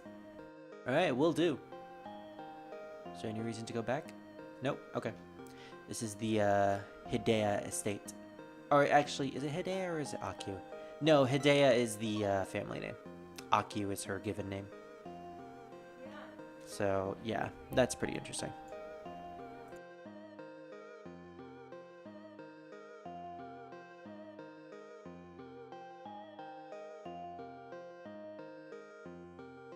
And like people always yell all the time sometimes in the background. The kitsune yokai usually comes around this time to buy some fried tofu, but I haven't seen her since the sleeper incident started. Now, is that the tube fox, or is that the actual kitsune? I'm pretty sure he's referencing Ran, as in like the actual kitsune. So, I wanted to ask her out on a date. You think she'll come back? Trust me, dude, if it's Ran, she's probably not gonna accept it. Oh, look at that. We can immediately wake up. We probably... Finally! Sweet Kappa machine. Oh, I've been waiting to meet you for the longest time. We really need that SP defend. That's going to be really ideal for later on. Okay, so do we have anything that we can make? I don't think so, because we already had most of these guys already. Actually, no. What level are we? Are we level 14? Level 13. We're going to have to wait another level to make Byakuren, sadly. But when we do, that's going to be amazing. I'm looking forward to that because then we can see what potential fusions we can have with Byakuren and the other character that I don't remember that we made. Yoshika. Yoshika's the one. Kane! Hello, Kane. Oh no. What to do? It's nice to see you, Kane. This is probably going to be the last time you'll ever be relevant in a Touhou game. And it's a fan-made Touhou game, no less. That's just sad. Forgive me, my name is Kane. The lesson is starting, but we're short on student uniforms. I can help. That would be great. Please bring me a student uniform. I'm counting on you. I think we already have one, don't we? You brought a student uniform for Kane. Thanks. Please stay for a bit. You got dragged into Kane's class. Well, you know what? I don't mind. I like Kane. Sumireko's intelligence has increased by 3. Is that just a permanent increase? I'm going to assume that that's the case. Yeah, look at that. We just got a 3% increase in our intelligence automatically. Now we have a higher magic defense. I am, like, totally fine with that. And I believe this isn't the only time we can do this. Everyone is used to incidents. Usually the culprit is identified pretty quickly, and then Reimu beats them up. You know, fair. Fair about that, Kane. I do know, looking through information about the game last night, that there are a couple of side quests that we can do that can permanently increase Kane's stats here and there. So apparently that's not an actual shop that we can enter. I'm gonna have to keep my eye out for certain quests. Hey, I was hoping we would find you. This is Kozuzu. Sorry, I was just reading. Welcome to the Suzunan, it's Suzunan, right? Yeah. Welcome to the Suzunan Book Rental Shop. I'm Kozuzu. Here you can rent and buy books, of course, assuming you can read them. Books don't interest you? Why are you here then? Oh, you must be after the yokai books, more specifically, yokai grimoires, which can drastically change your experience in Gensokyo. Got your attention? Well, I only have 2 yokai grimoires on hand at the moment. They're very rare, you see. Tell you what, if you can bring me more yokai grimoires, I'll read them for you so you can garner their power, free of charge. And don't tell this to Miss Reimu, alright? Oh, you do? Okay, so, we're gonna go save, because I'm kind of scared of what this will do. So Kozuzu is another manga exclusive character. She is the main character of Forbidden Scrollery, which is her own manga series. It ran for quite a while, and it houses a lot of returning characters, including Mamizo, who's a pretty prominent character in that manga series. Or just a pretty prominent character in the mangas in general. But yeah, Kozuzu is a really fun character. She's a human from the human village, but she has no battle prowess whatsoever. Kind of like most of the other manga characters, or just written work characters. Rinosuke, Akyu, you'll never see them fighting because they don't really know how to fight. Kozuzu is a human who has the ability to decipher anything. She can decipher languages, books, demonic books, holy books, any sort of thing. As long as it's written, she can decipher it. which allows her to be like the perfect person to house a bookstore and quite possibly read through cursed books, which is pretty much the whole point of her series in general. Oh, I knew this was probably going to be a thing. So Yokai Grimoire Easy and Yokai Grimoire Lunatic.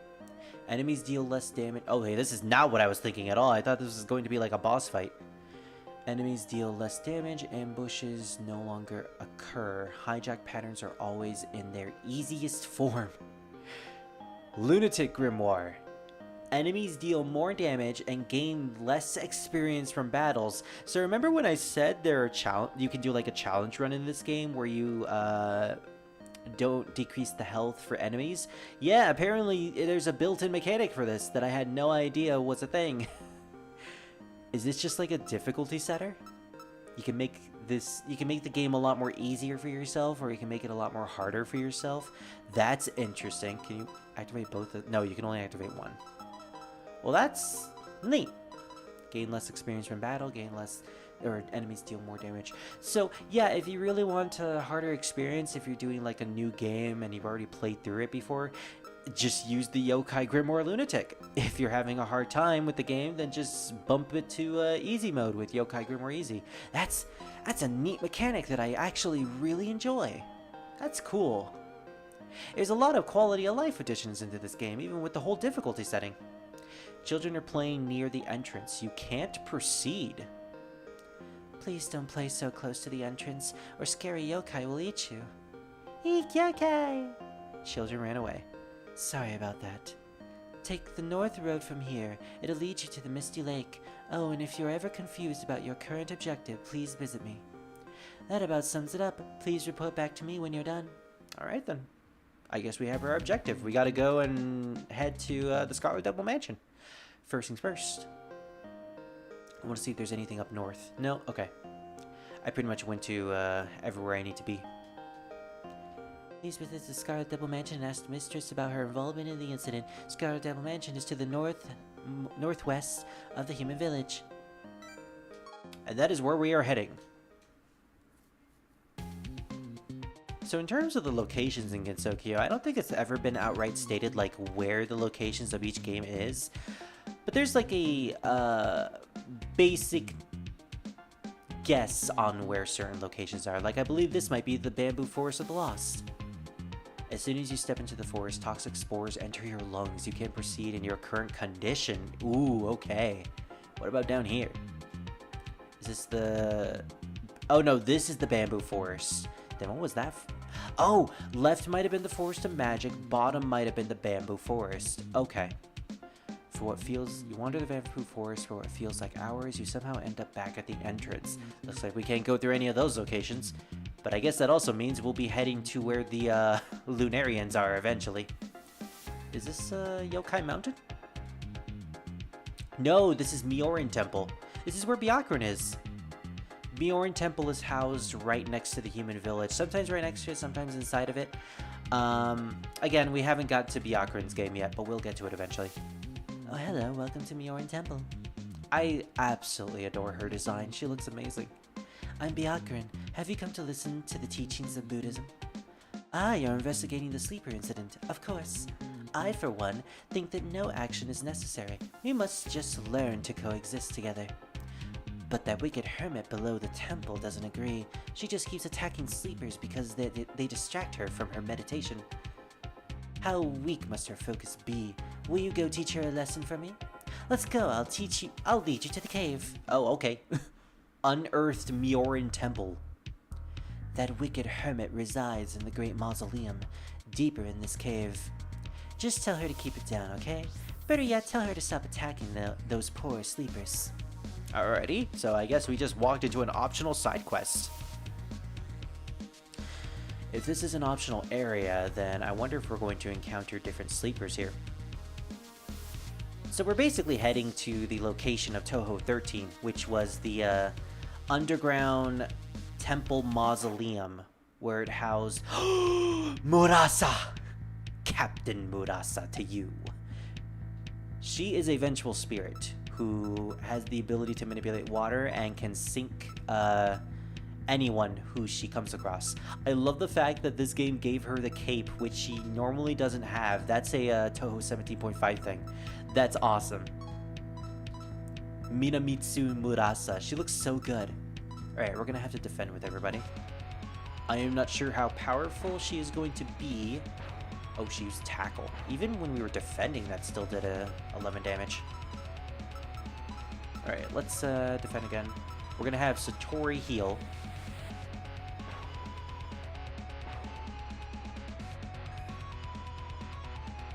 Alright, we're gonna use one more love tap, because I really am feeling like she has a little bit more HP. I wonder if the game actually tells me how much HP they effectively have when I use love tap. I think I'm gonna call it there. Alright, let's do it. Let's just see how powerful her attack really is. Are you gonna throw your anchor at me? Oh, it's that! What do you mean? I don't know where my hitbox is. Okay, game. I don't know where my hitbox is, so that makes this really, really difficult. If I can just shoot her down. Alright, I got the groove of it. This is one of her spell cards in Touhou 12. Basically, everything just spawns around you, and you have to get out of the pattern. I'm just glad it's not like it actually is in the game, where you have to, where sometimes it ends up aiming in an arc, and that just makes it even worse. Your party is full? Dang it, I can't get Minamitsu. Alright, well, we got 2 remedies anyways. Our party is full at the moment, which means I can't fuse any, I can't get any more sleepers. Miko! Man, it sucks that I don't have enough room for this. Okay, fine. This is what we're gonna do. We're gonna get her to low HP anyways, and we're still gonna hijack. And instead of getting her in our party, we're just gonna get her item. Whatever her item is.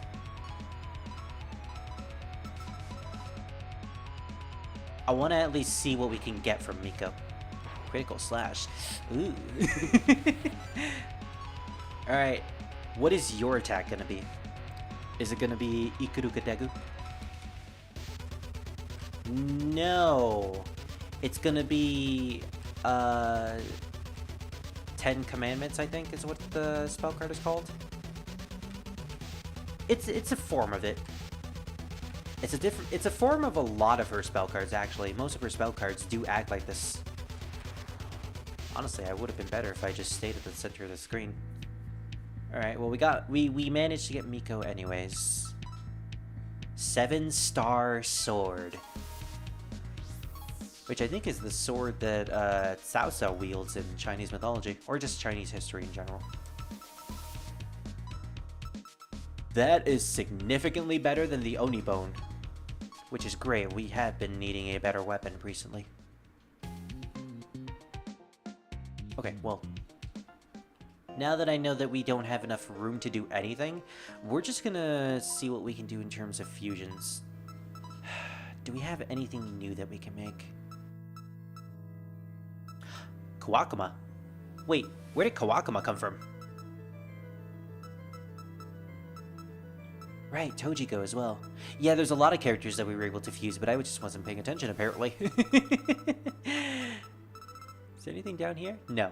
Alright, so we can make Kawakuma, Byakuren, and Tojiko. Although I think we can only make Tojiko since Byakuren is too high of a level for us. Can we fuse... Alright, Letty and Yoshika. That is unfortunate because I really need Yoshika. Sumireko's too weak. Yeah, I can't even do that either.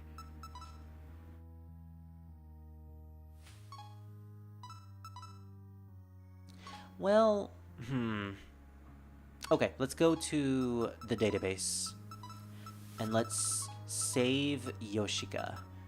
We're gonna save Yoshika, everyone. How much does she cost? She costs 1,020. It's very, very expensive, and I don't have enough.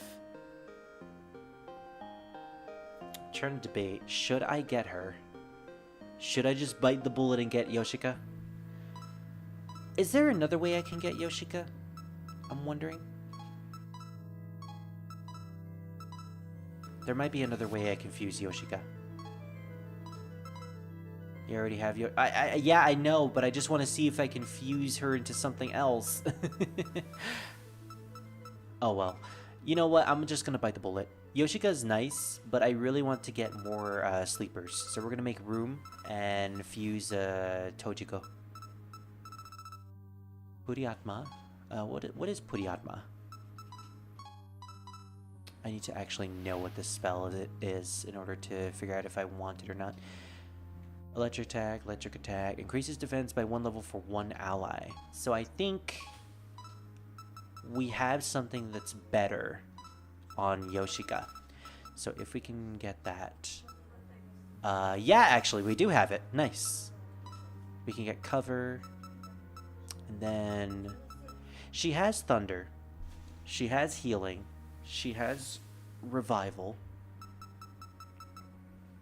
We could either give her an ice element, or we can try to give her without judgment.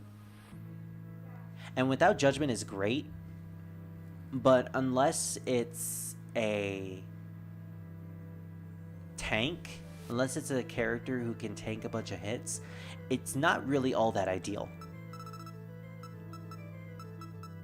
Honestly, I'd rather just give her some more elemental coverage, because that just makes it even better to increase our SP. So we're going to give her ice, because she seems to be all about elements and just overall damage. Alright, we got Tojiko. And with that, what can we use Tojiko for? Nothing really new, sadly. Well, now we can finally figure out what we can get when fusing Yoshika. We fuse Utsuho and Mugetsu. Well, Utsuho has kind of warmed out her welcome at this point, so I feel like Mugetsu is probably... Well, Yoshika is probably our best bet. So, and with this, we can actually recreate the Yoshika that we had previously. So let's... what did I put on her? Lower defense...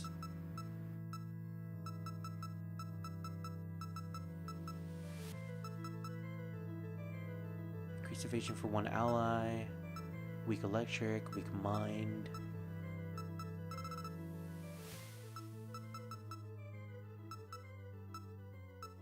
We can't give her the Byakuran ability since we don't have her fusible for this. So instead, I think I'm just going to... I could either give Yoshika more elements so that I can pass them down to later sleepers, or I can just give her a bunch of spell cards and physical attacks to make her a lot more prevalent in terms of damage.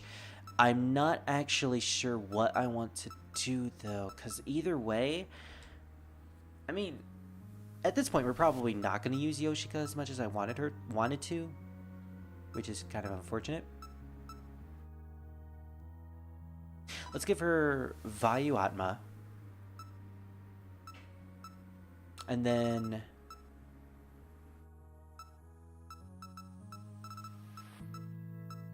Azane. We'll give her Azane.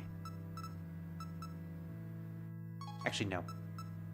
Vayu Atma, Sumireko already has. We don't have a lot of electric, though. So we're going to put electric on her, and then we're going to put mind on her, because those are 2 elements that we don't really have much of. Alright. That is fine with me.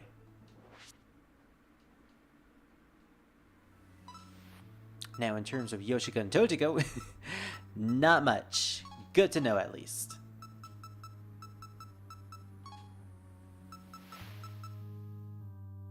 And when it comes to affinities, is there anything good that I can give to Sumireko?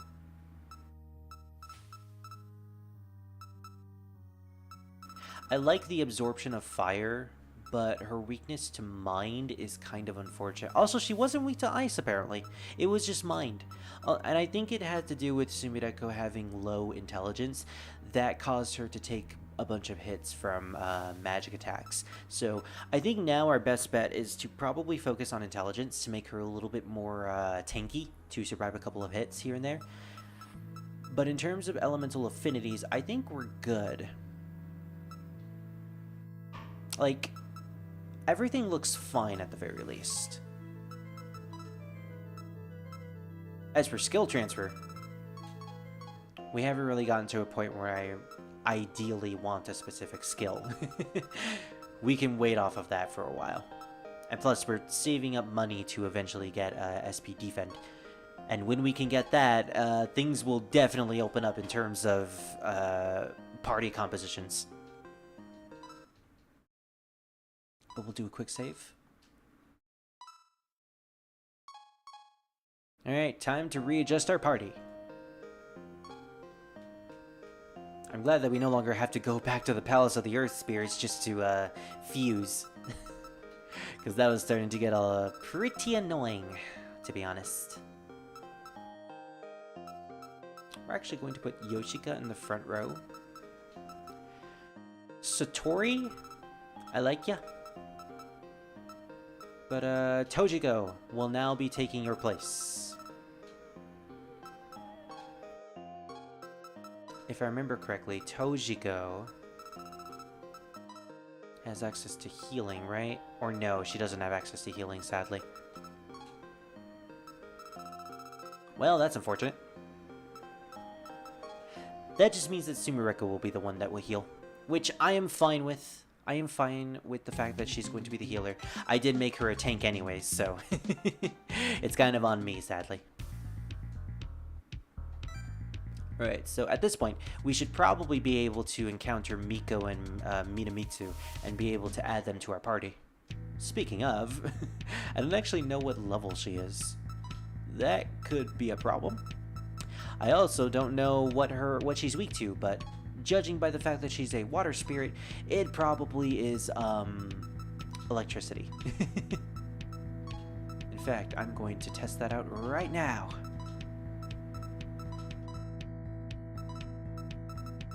Azane.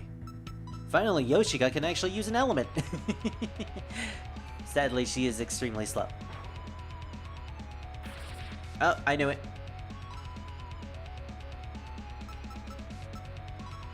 Alright, well, for the fear of using another Azane and potentially killing her, I am just going to use a love tap instead. We deal a lot of damage anyways. Okay, I think we're fine in terms of being able to hijack her.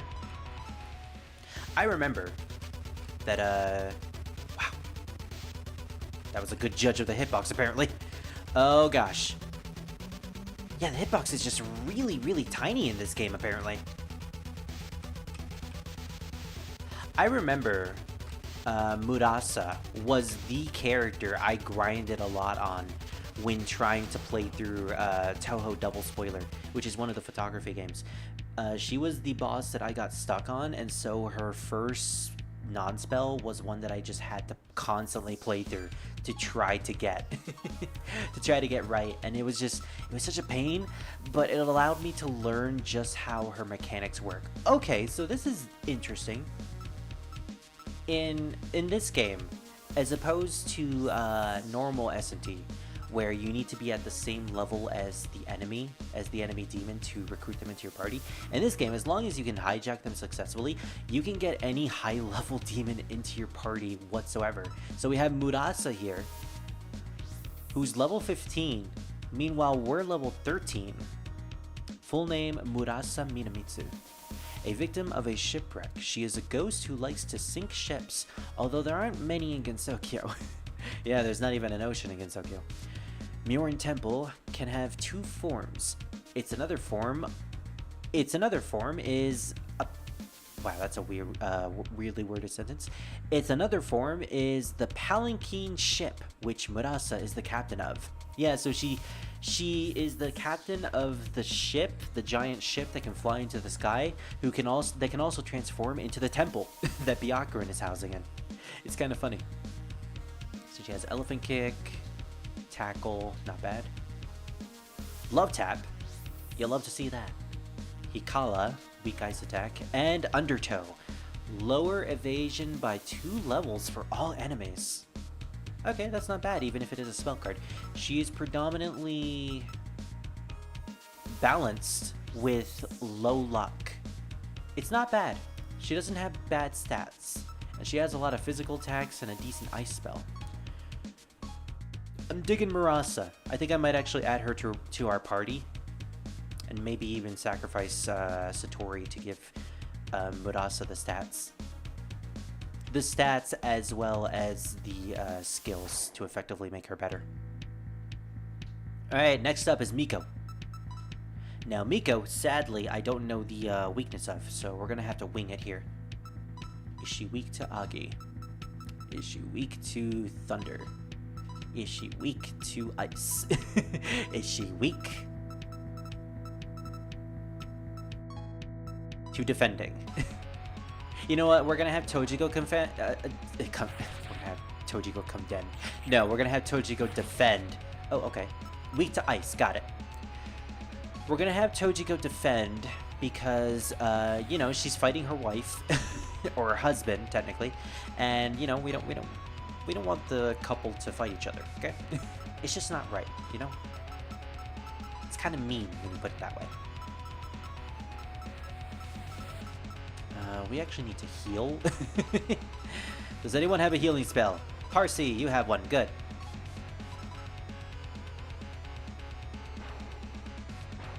Ouch. Percy, you were supposed to go faster. You were supposed to be the fast one. You were supposed to be the fastest thing alive, not the slowest thing. Okay, so they have a fixed pattern, the giant balls, and you basically just have to stay at the center of the screen in order to not get hit by them. It's the small bullets that you need to dodge, and sometimes you have to dodge into the spaces where the big bullets are going into. It's a fun pattern. Alright, can I get Miku into my party? Yeah, got Miku into my party. What is her deal? Spill the beans. Toyosata Mimi no Miko. Level 15 as well. She absorbs electricity, is weak to ice and force, and resists fire. High intelligence, which makes sense. She has a Zane, critical slash, weak physical attack to all enemies, high chance of critical. Ooh, that's actually really good for Sumideko. Daipada removes buffs on all allies. Daiatma. Ooh, I feel like her boss battle is going to be really annoying because she has both of those skills. Cult of Personality. For every enemy that has a lower level than the user, increase all stats by 1 level. What the heck? Is that just for battle only? I assume so. That's a really interesting skill. Full name, Toyosata Mimi no Miko. A Shikaisen hermit who practices Taoism. She is currently trying to become immortal, which she actually isn't at the moment. She's just a reincarnated Shikaisen. Shikaisens are hermits who reincarnate through objects, and the object that she's reincarnated through is the sword that she carries on her waist. The body that she has at the moment is just it's just something that the sword created. She is a charismatic noble and can listen to 10 people at once and understand them. Yeah, that is in fact her ability. Okay, so she is weak to ice and force. And she also uses thunder. Thunder, rain, and lightning. I feel like Miko is going to be a character we're going to fight at the end of this. So, I'm actually kind of curious. None of us is weak to thunder, right? Parsi is weak to thunder. That's not good.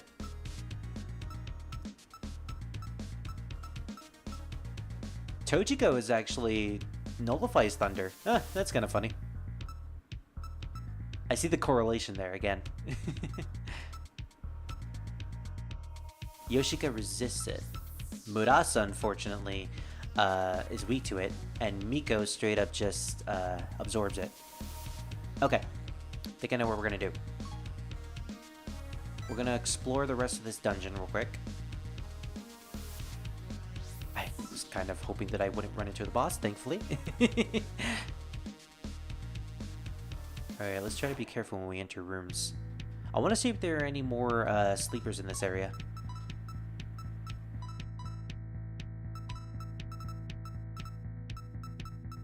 Okay, so we'll do that. Wait, no. Do we have force? No, sadly. Parsi does. Ouch. There we go. Awesome.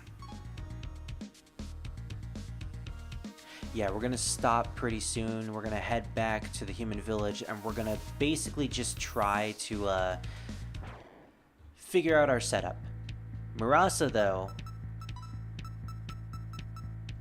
I want to try to use Love Tap. And then Azane. Hopefully... Okay, you know what? No. Defend and then Azane. Don't want to make that mistake. Oh, she uses Love Tap too.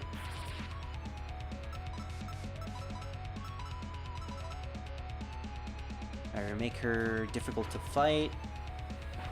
I want to see what Murasa's weapon is, or what her item is when we hijack her.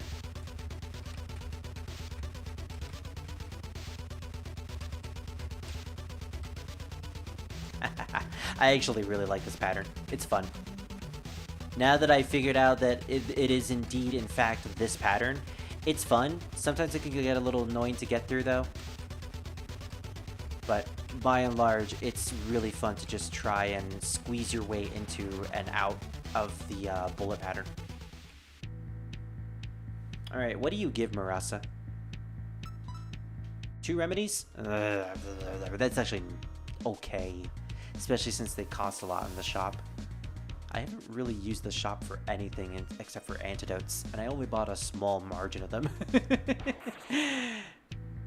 There we go. Okay, I was waiting for you to show up. This is Mononobe no Futo. She's one of my favorite characters. Like, even more so than Tojiko. Speaking of Tojiko, I love that her sprite is her just doing a little jig. Her little ghost legs are just... looks like she's just doing the little can-can. The can-can with very tiny legs. It's honestly way more entertaining than the man-eater sprite. Okay, so in terms of Futo, I actually... Well, she uses fire. Futo is known to be a pyromaniac, so I'm going to assume that she is weak to ice. And just in case, I'm going to have another character use ice. But I'll also try to use Azane as well. We'll use ice on her, though. And finally... Oh, wait. We can have Parsi use Ajita, then have Tojiko use ice. That works out for me. Alright, no, she's not, in fact, weak to ice. But she is weak to thunder. So she's weak to the very thing that her mortal enemy uses. Well, good to know, I guess. We're actually going to cover Parsi real quick, because Parsi has the potential to dying from this if we're not careful. There we go.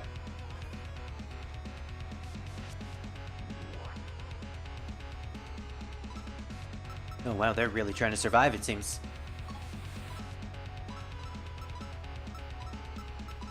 Just defend. Have to defend. Okay, I think that's good enough. Let's see just how difficult your spell will be, Futo. Is she gonna have the boat? She's probably not gonna have the boat. It's probably gonna be the swirly attack. Or not. Okay. This, I think, is based off of one of her fire spells. The Pyromaniac. She also has one of the best songs in the franchise, in my opinion. There's a lot of great songs from 10 Desires. 10 Desires was, in fact, the part of the series where I got into... Damn it, we can't get Futo. Man, I didn't check my party list. I really wanted her. Ugh. Dost thou forsaken me, Futo? Dost thou forsaken me? Alright. I guess we're just getting a soul stone. Ignore that sound, by the way. Alright, we'll come back to get you later, Futo. For now, let's map out the rest of this place. Oh man, there she is again. There's Tojiko doing the can-can. Gosh, I love these sprites. They're amazing. I don't care what anyone says. They're fantastic. Miko, I'm sorry, but I'm gonna shoot your wife.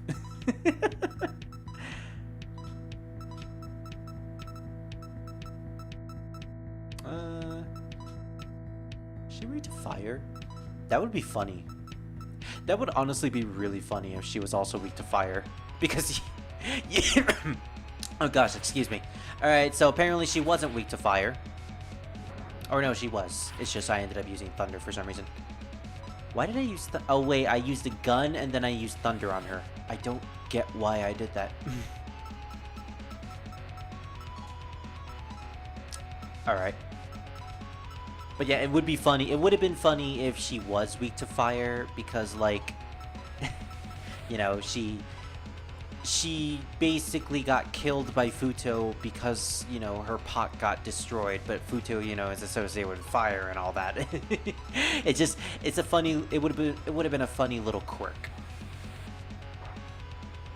All three of the Taoist bunch are simultaneously weak to each other. Why was I only using...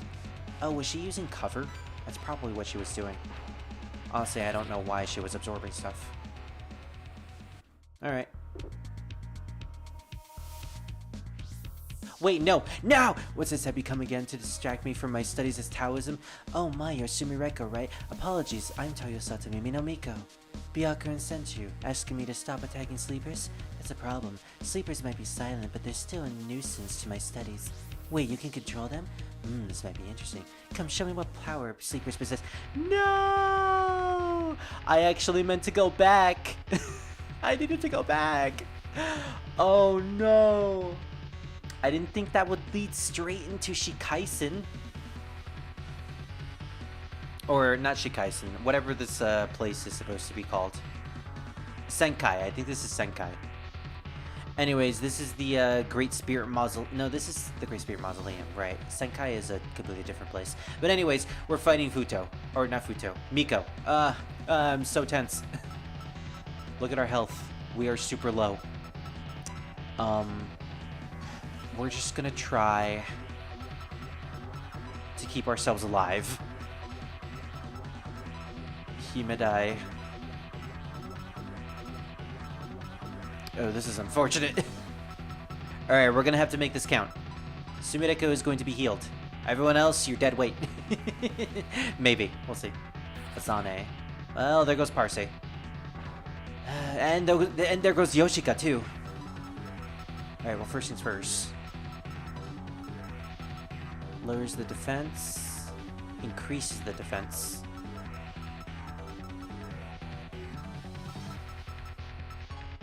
We're actually going to defend with Tojiko, just so she's safe. I don't want her to end up dying. Yeah, that was a good call. We'll keep lowering her attack.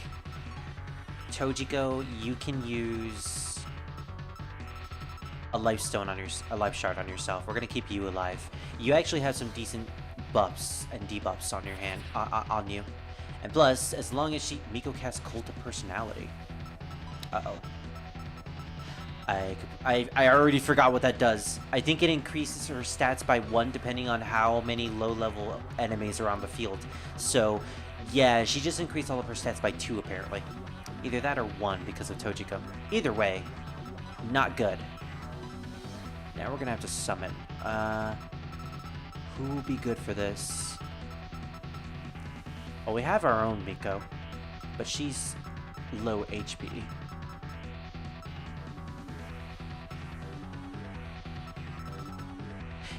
Yugi can at the very least deal a decent amount of damage. Chiari has her Mimic, but we're gonna have to wait until we can lower Miko's attack. So I think that our best bet is to bring out Yugi. Wait, I want to bring out Yugi and summon her in the front row. Tojiko, now that you're healed, none of your offensive spells are really going to do anything except for Akala, but we're actually going to lower her defense even more. I know Miko has access to the Dikunda spell. Essentially the Dikunda spell. Well, there we go. We tried. Damn it. Yeah, this game is really proving to be a challenge compared to other S&T games. You are very, very squishy in this game. And the whole penalty of losing experience is also making this really challenging as well, because now I have to level myself up even further. I am now at level 12, and things are much more challenging because of that. Well, what I'm going to do is, what is our stats? Okay. She used electricity. We have Miko right here. So first things first, I'm going to check to see what we can fuse these guys with. If it's anything really exciting or interesting. Alright, Kawakama. Kawakama we can get. Nothing else that's really all that big. Oh, we can fuse to get Futo. Essentially get a much better Futo. She's level 14 though, so that'll have to wait. Alright, in terms of Miko, can we fuse something else to make Kawakama? No, sadly. Alright, this is what we're going to do.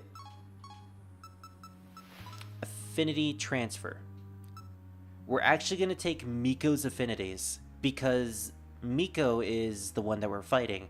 If we can absorb her own element, then her electricity spells will mean nothing to us. The only thing we'll have to worry about is her critical charge. Now, do we have a character? Okay, we have Yugi, who can resist physical attacks, but she is weak to electricity, so that doesn't work. Yeah, our best bet is to just go with Miko. And we can get Miko again back at the cave, and it's significantly easy to do that. So now we have lost the Utuho elemental affinities and now have Miko. So that will make things much easier to do. And when it comes to stats or skills, we'll hold off on that for now.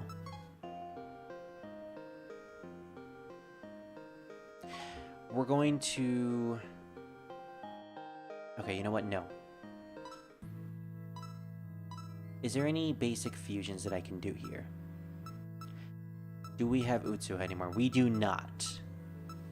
So we have access to Kisame and Yamame. We can make Parsi. Orin can make Utsuha. Yeah, let's just do a basic fusion. A basic fusion that doesn't mean anything for a sleeper that we don't have anymore. So I think Utsuho is the one that we don't have. We're going to do this. And just get Utsuho. Just because. We're just going to clear up some space so that we can effectively get both Miko and Futo in our party. Alright, now we gotta... now it's time for the grind. Oh man, of course it is. There's always a grind at this point in the games.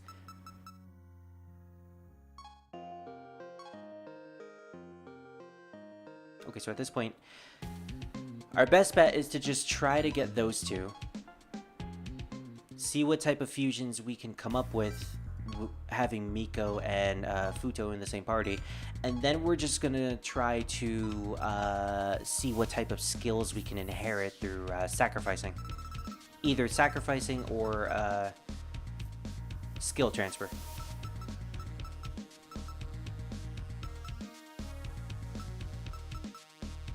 Trying to figure out, like, what character do I want? I think Yoshika was pretty decent. We'll try to level up Yoshika as much as we can.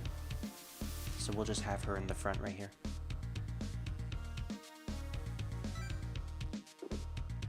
Okay, let's get to a spot where there's a lot of open space. Alright, right here. Nue!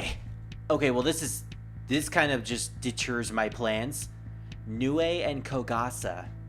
It's the Nue-ness. Oh gosh.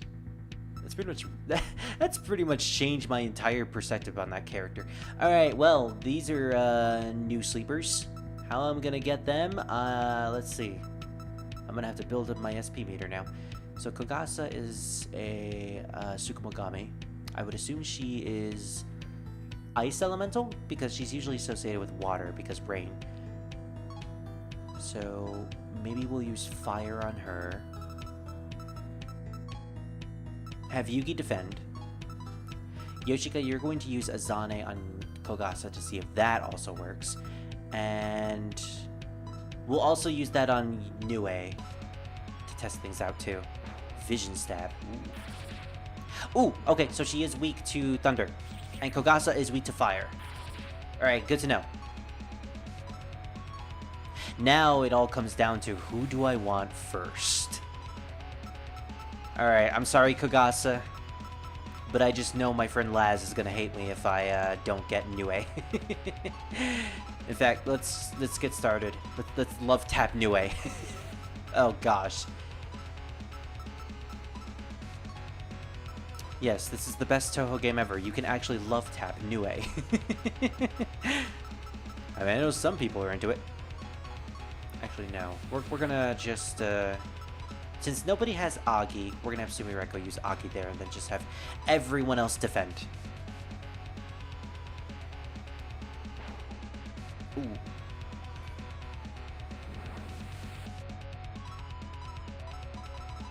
Alright, repeat. Second verse, same as the first.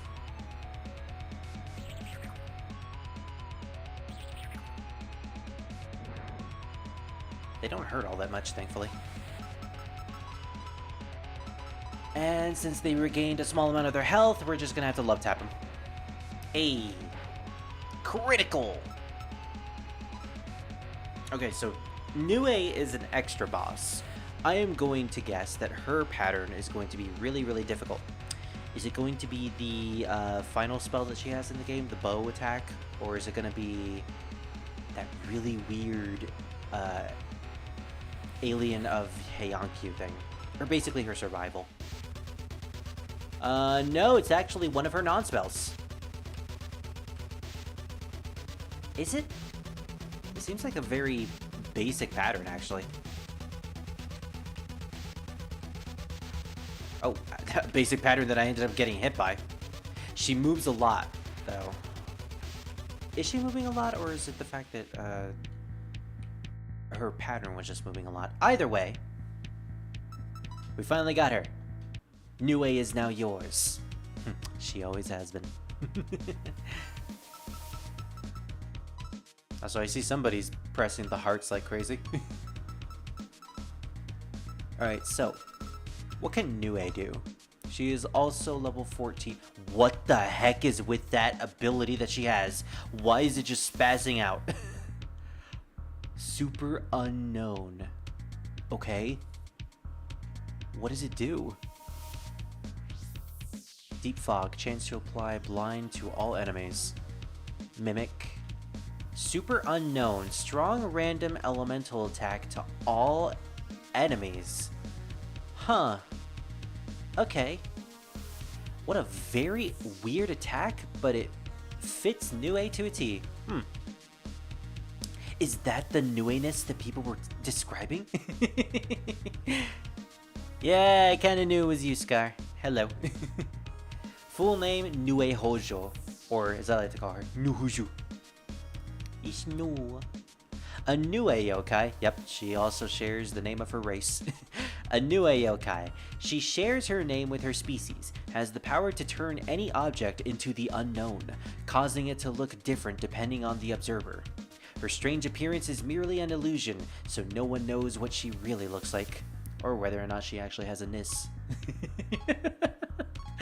Oh gosh.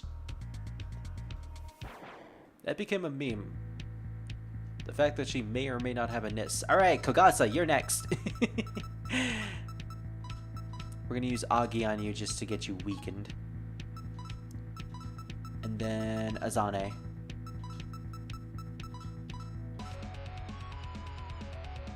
Now Kogasa has a lot of really annoying spell cards that they could have incorporated as her moveset. I am hoping that it's something not as bad, but you know, we'll see. Yoshika, you're actually going to defend because you may end up dying if you don't. Oh, she copied her ability. How dare you? Oh, that's nasty. Never mind. Never mind, she ends up healing. Fire's on the way, what should I do? Quick, Scar, hide everything! Hide the orange chicken! Hide the chips! Hide the cats! Hide the Nis! You definitely gotta hide the newness. I call it. Oh gosh, she's doing a. Yeah, she did a lot of damage against my character. I'm so excited, I can't sleep. I can't sleep. Question: do you have to work in a couple of hours? Because if so, that's really sad. You're gonna leave Fire all alone, Scar.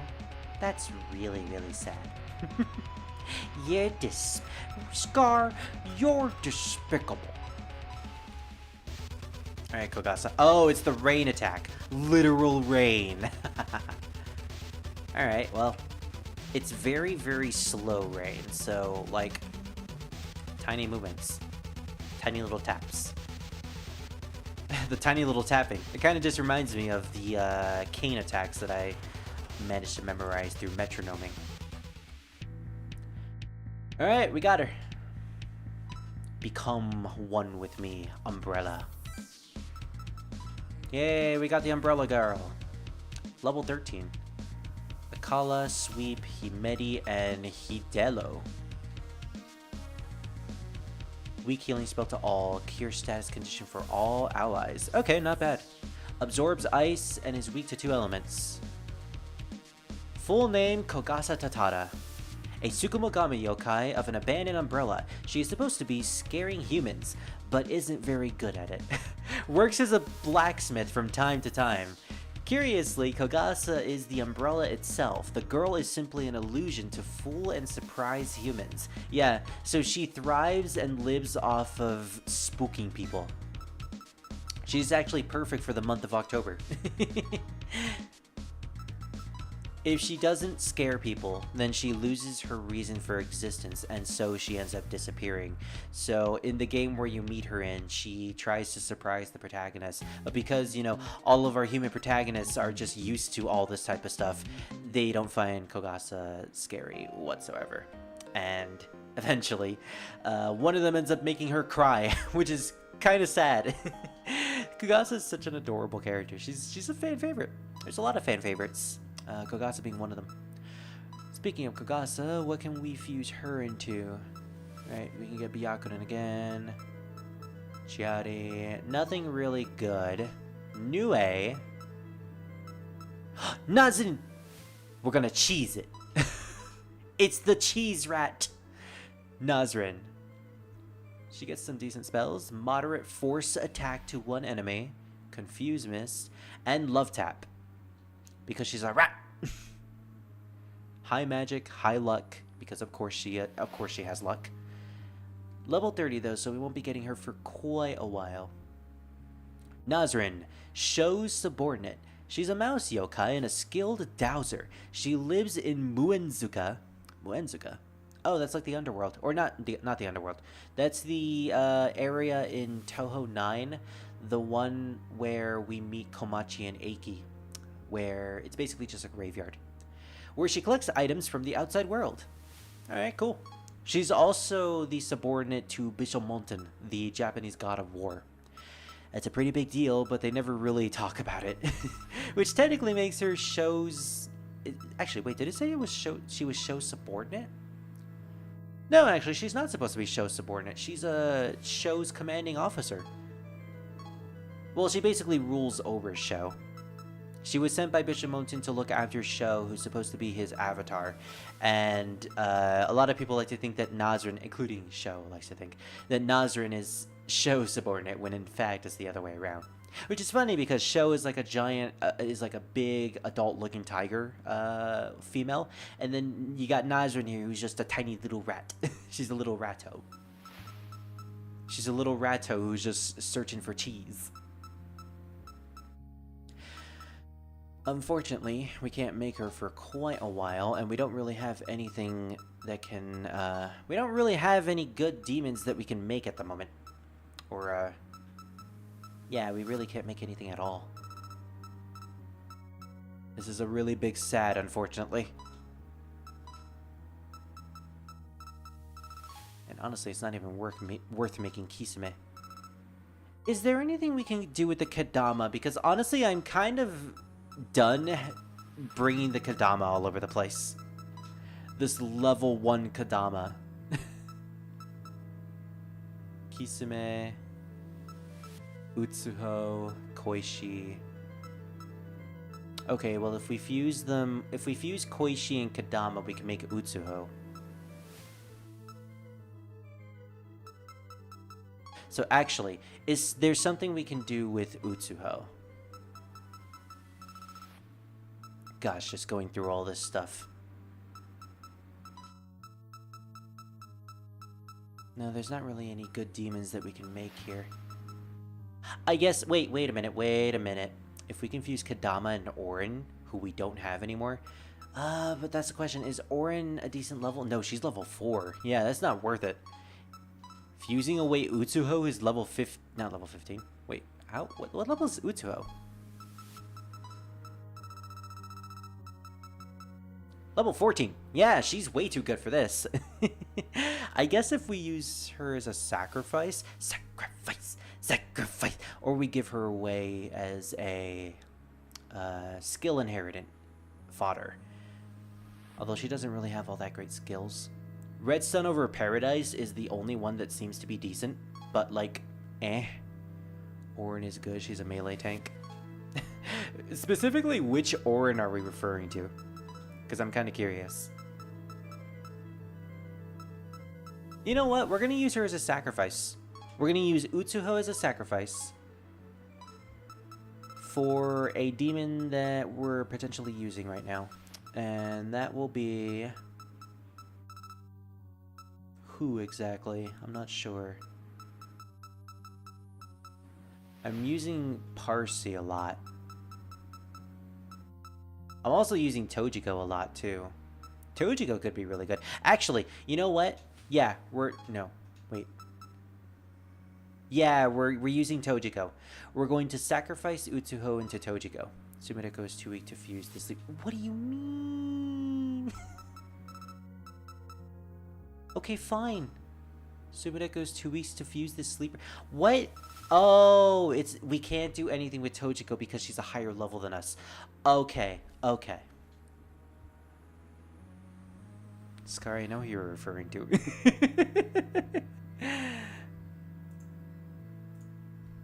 Sadly, he is not in this game. Alright, so we really just can't do anything for her whatsoever. That is unfortunate. And this also means that we can't really do anything in general. Alright, fine. Yugi, what can you fuse into? No, you know what? I'm not going to fuse the Kadama into Satori. Yamame creates Kisame, creates Utsuho, creates Yamame.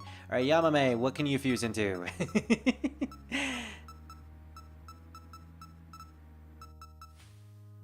Satori, Odin, Kisame.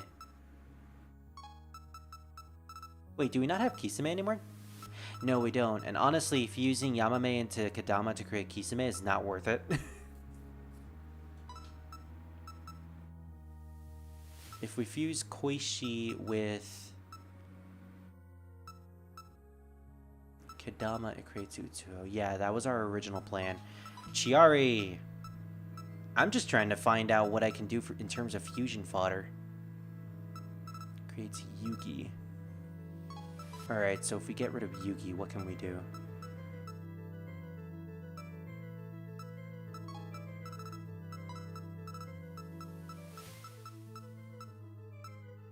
Can get to Kadama, Lily Black.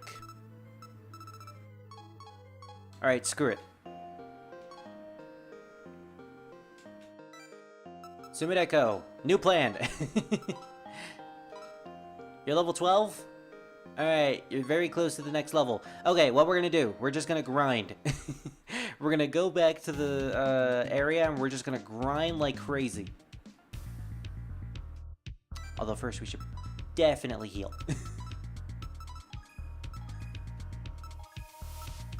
Gotta make sure we don't die automatically. Alright, so Scar, how's your day been going? I've been having fun. You know, despite the fact that I'm basically just at a point where I can't really do anything anymore and I just have to, like, grind like crazy in order to build up my resources. I'm having fun. I'm liking this game a lot. Oh, look at that! Level 13 already! Yeah! So, what points are we going to put into? You know, it's probably about time we start investing points in our magic and strength, but at the same time, I don't really feel like it. Let's put a point in intelligence, vitality, and agility. Yeah. We're going to build those 3 now. I'm waiting for fire. Yeah, that's fair. So you didn't answer my question. Are you actually working today? If so, then, man, Scar, do you really have to leave fire alone at home? That's so mean. Why do you gotta do that? But no, really, I'm glad that you guys are visiting each other today. It's nice. The fact that you're always happy to see her whenever she comes to visit you, it's really cute. It's really sweet. I don't remember if you're weak to Agi, but we're at least going to try. No, you're weak to Thunder. That's right. I record her while I jump to scare her. Do it. I dare you. I dare you to do it, and then she will just not get fazed by it whatsoever. She's probably not even going to feel it whatsoever. You're going to jump at her, and she's going to be like, hey, Scar.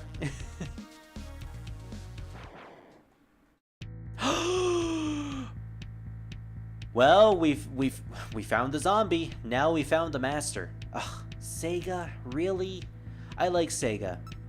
And I am really disappointed in the fact that we have no room in our party to get her. Damn it. Okay, well, if I had to guess, Sega is probably weak to fire since she's a necromancer. Red Sun over Paradise. Do I dare use that, actually? No, I'm not going to chance it. Especially since I got rid of the fire absorption that Sumireko used to have. Instead, we're just going to try to beat Sega as fast as possible. Okay, well now we have another character that we need to find in this place. She, in fact, is not weak to fire. She is weak to thunder, though, so that's good to know. But Sumireko definitely needs to be healed. Alright, well we know how to deal with her. That's good, at least.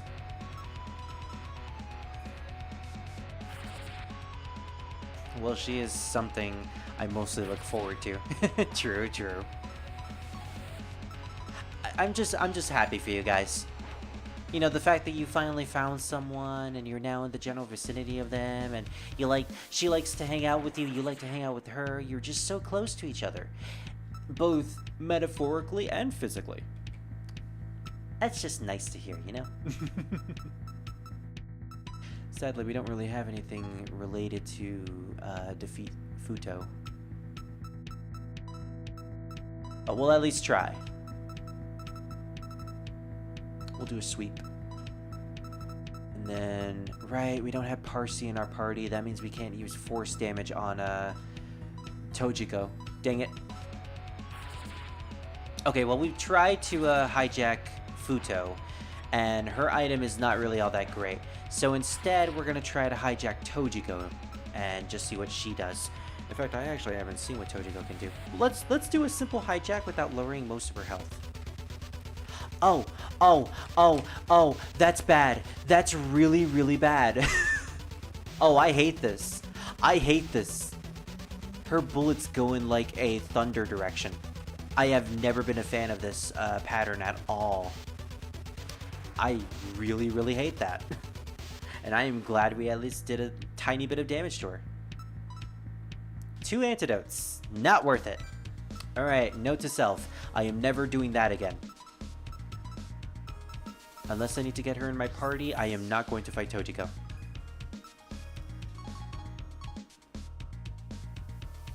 We need to get to at least level 14 before we can do stuff again.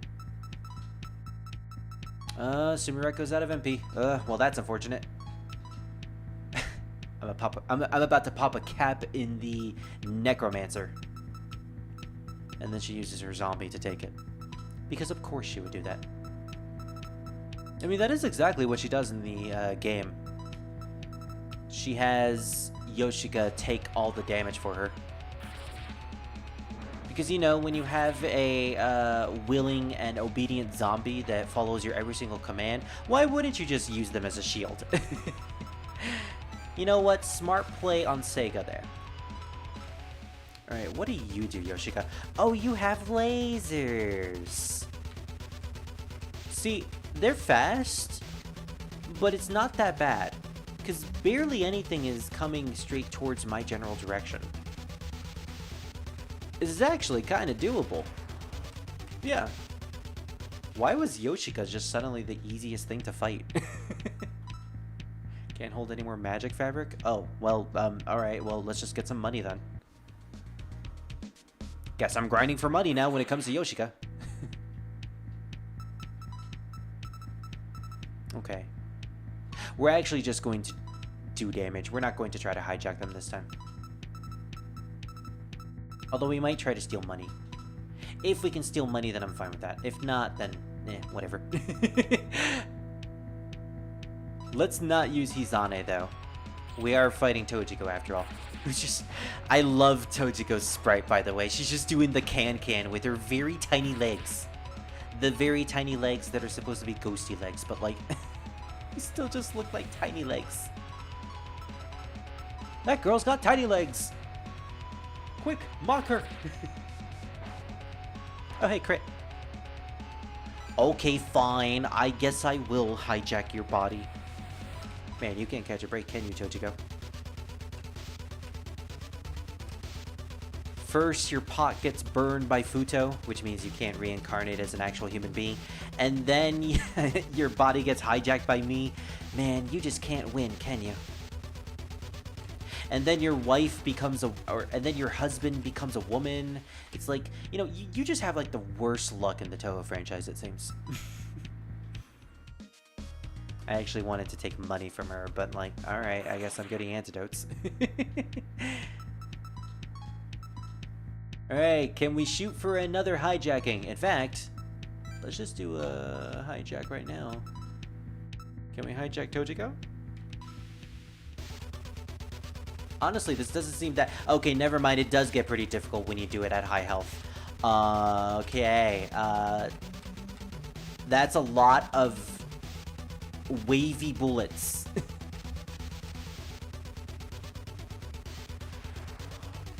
And yet I did it anyway. Oh, yeah. No, wait. I didn't want her in my party. How much money do you give me? It's a decent amount. We didn't get any experience, but that's fine with me. Okay, Murasa is actually pretty easy to deal with. Elephant kick? Don't really mind it. We need a black character. A Snoop cat. Well, we do have a black cat, but not in the way you're thinking of, Scar. Hey, nice crit. Okay, we're getting very, very close to level 14. Also, we're getting very, very close to having our battery get to 0. Alright, this battle could be a little difficult, though.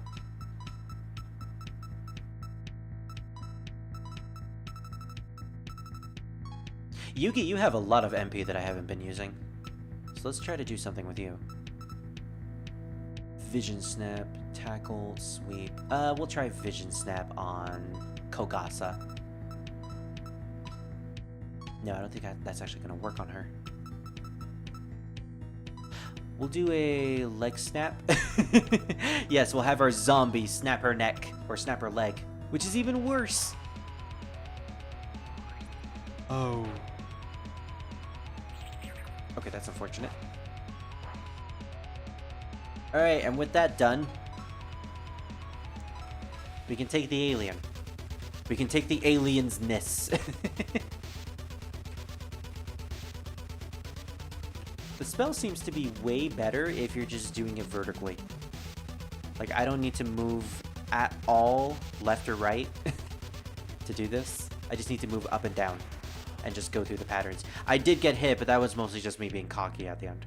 Alright, we got her. So what item do you turn into? Life chunk. She just blew chunks right at us. That wasn't worth it. As for you, Kogasa, I want to know what you can give us. Tackle. Tackle battle!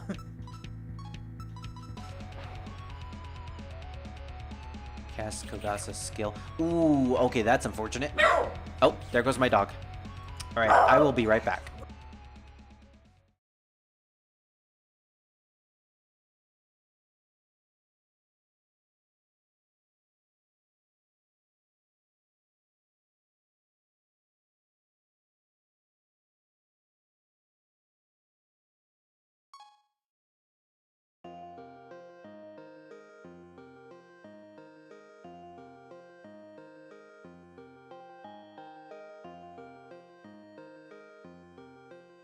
Okay, so we ended up dying. Unfortunately, it died right as I had to leave. So yeah, we're dead. That's like half of the grinding that we did just gone to waste. Now we're at, what level are we at now? Please tell me we're at a decent level. We're not at level 11. All right, we're at level 12. We're back at where we started before we died last time. We've been going for 4 hours. And people were starting to make loud noises, which is causing my dog to bark. So I think we're just going to call it there. We did a lot today. I have finally started to get the grasp of the game. And, you know, we're upgrading ourselves. We're getting a lot of stuff upgraded. We got the ability to handle more sleepers.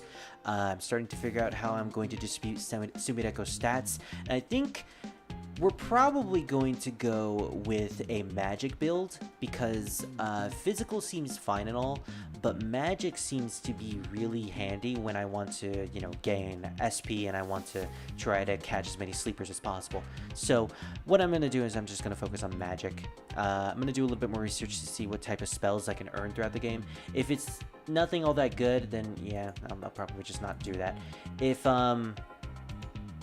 If physical seems like the way to go, then yeah, I'll go physical. But yeah, that'll be the end for today. We will be doing another session tomorrow. Hopefully, I will have level grinded enough to get back to level 15. At the very least, I'll be at level 15. And I'll try to fuse most of my sleepers. Specifically, I want to get all of the Taoist group. I want to start getting rid of the level 1 stuff. And we will potentially be at a point where we'll be able to fight against Miko and not die. So tune in for that, and I will see you guys next time. I am now no longer Ingi. I am now happy. So, yay! And don't worry, we will be continuing Touhou 9 soon. I think we're going to be doing a session of Touhou 9 probably on Sunday. I think Saturday will be more Arcadia, while Sunday will be Touhou 9. Because I want to go back to that game and continue with the mainline franchise just a little bit more. Just so we can get to the point where, you know, I am confidently able to focus more on the fan games. Also, I really want to get to Touhou Soccer, you know? Touhou Soccer is like something I'm really looking forward to. But until then, tune in next time. I will see you guys then. Bye.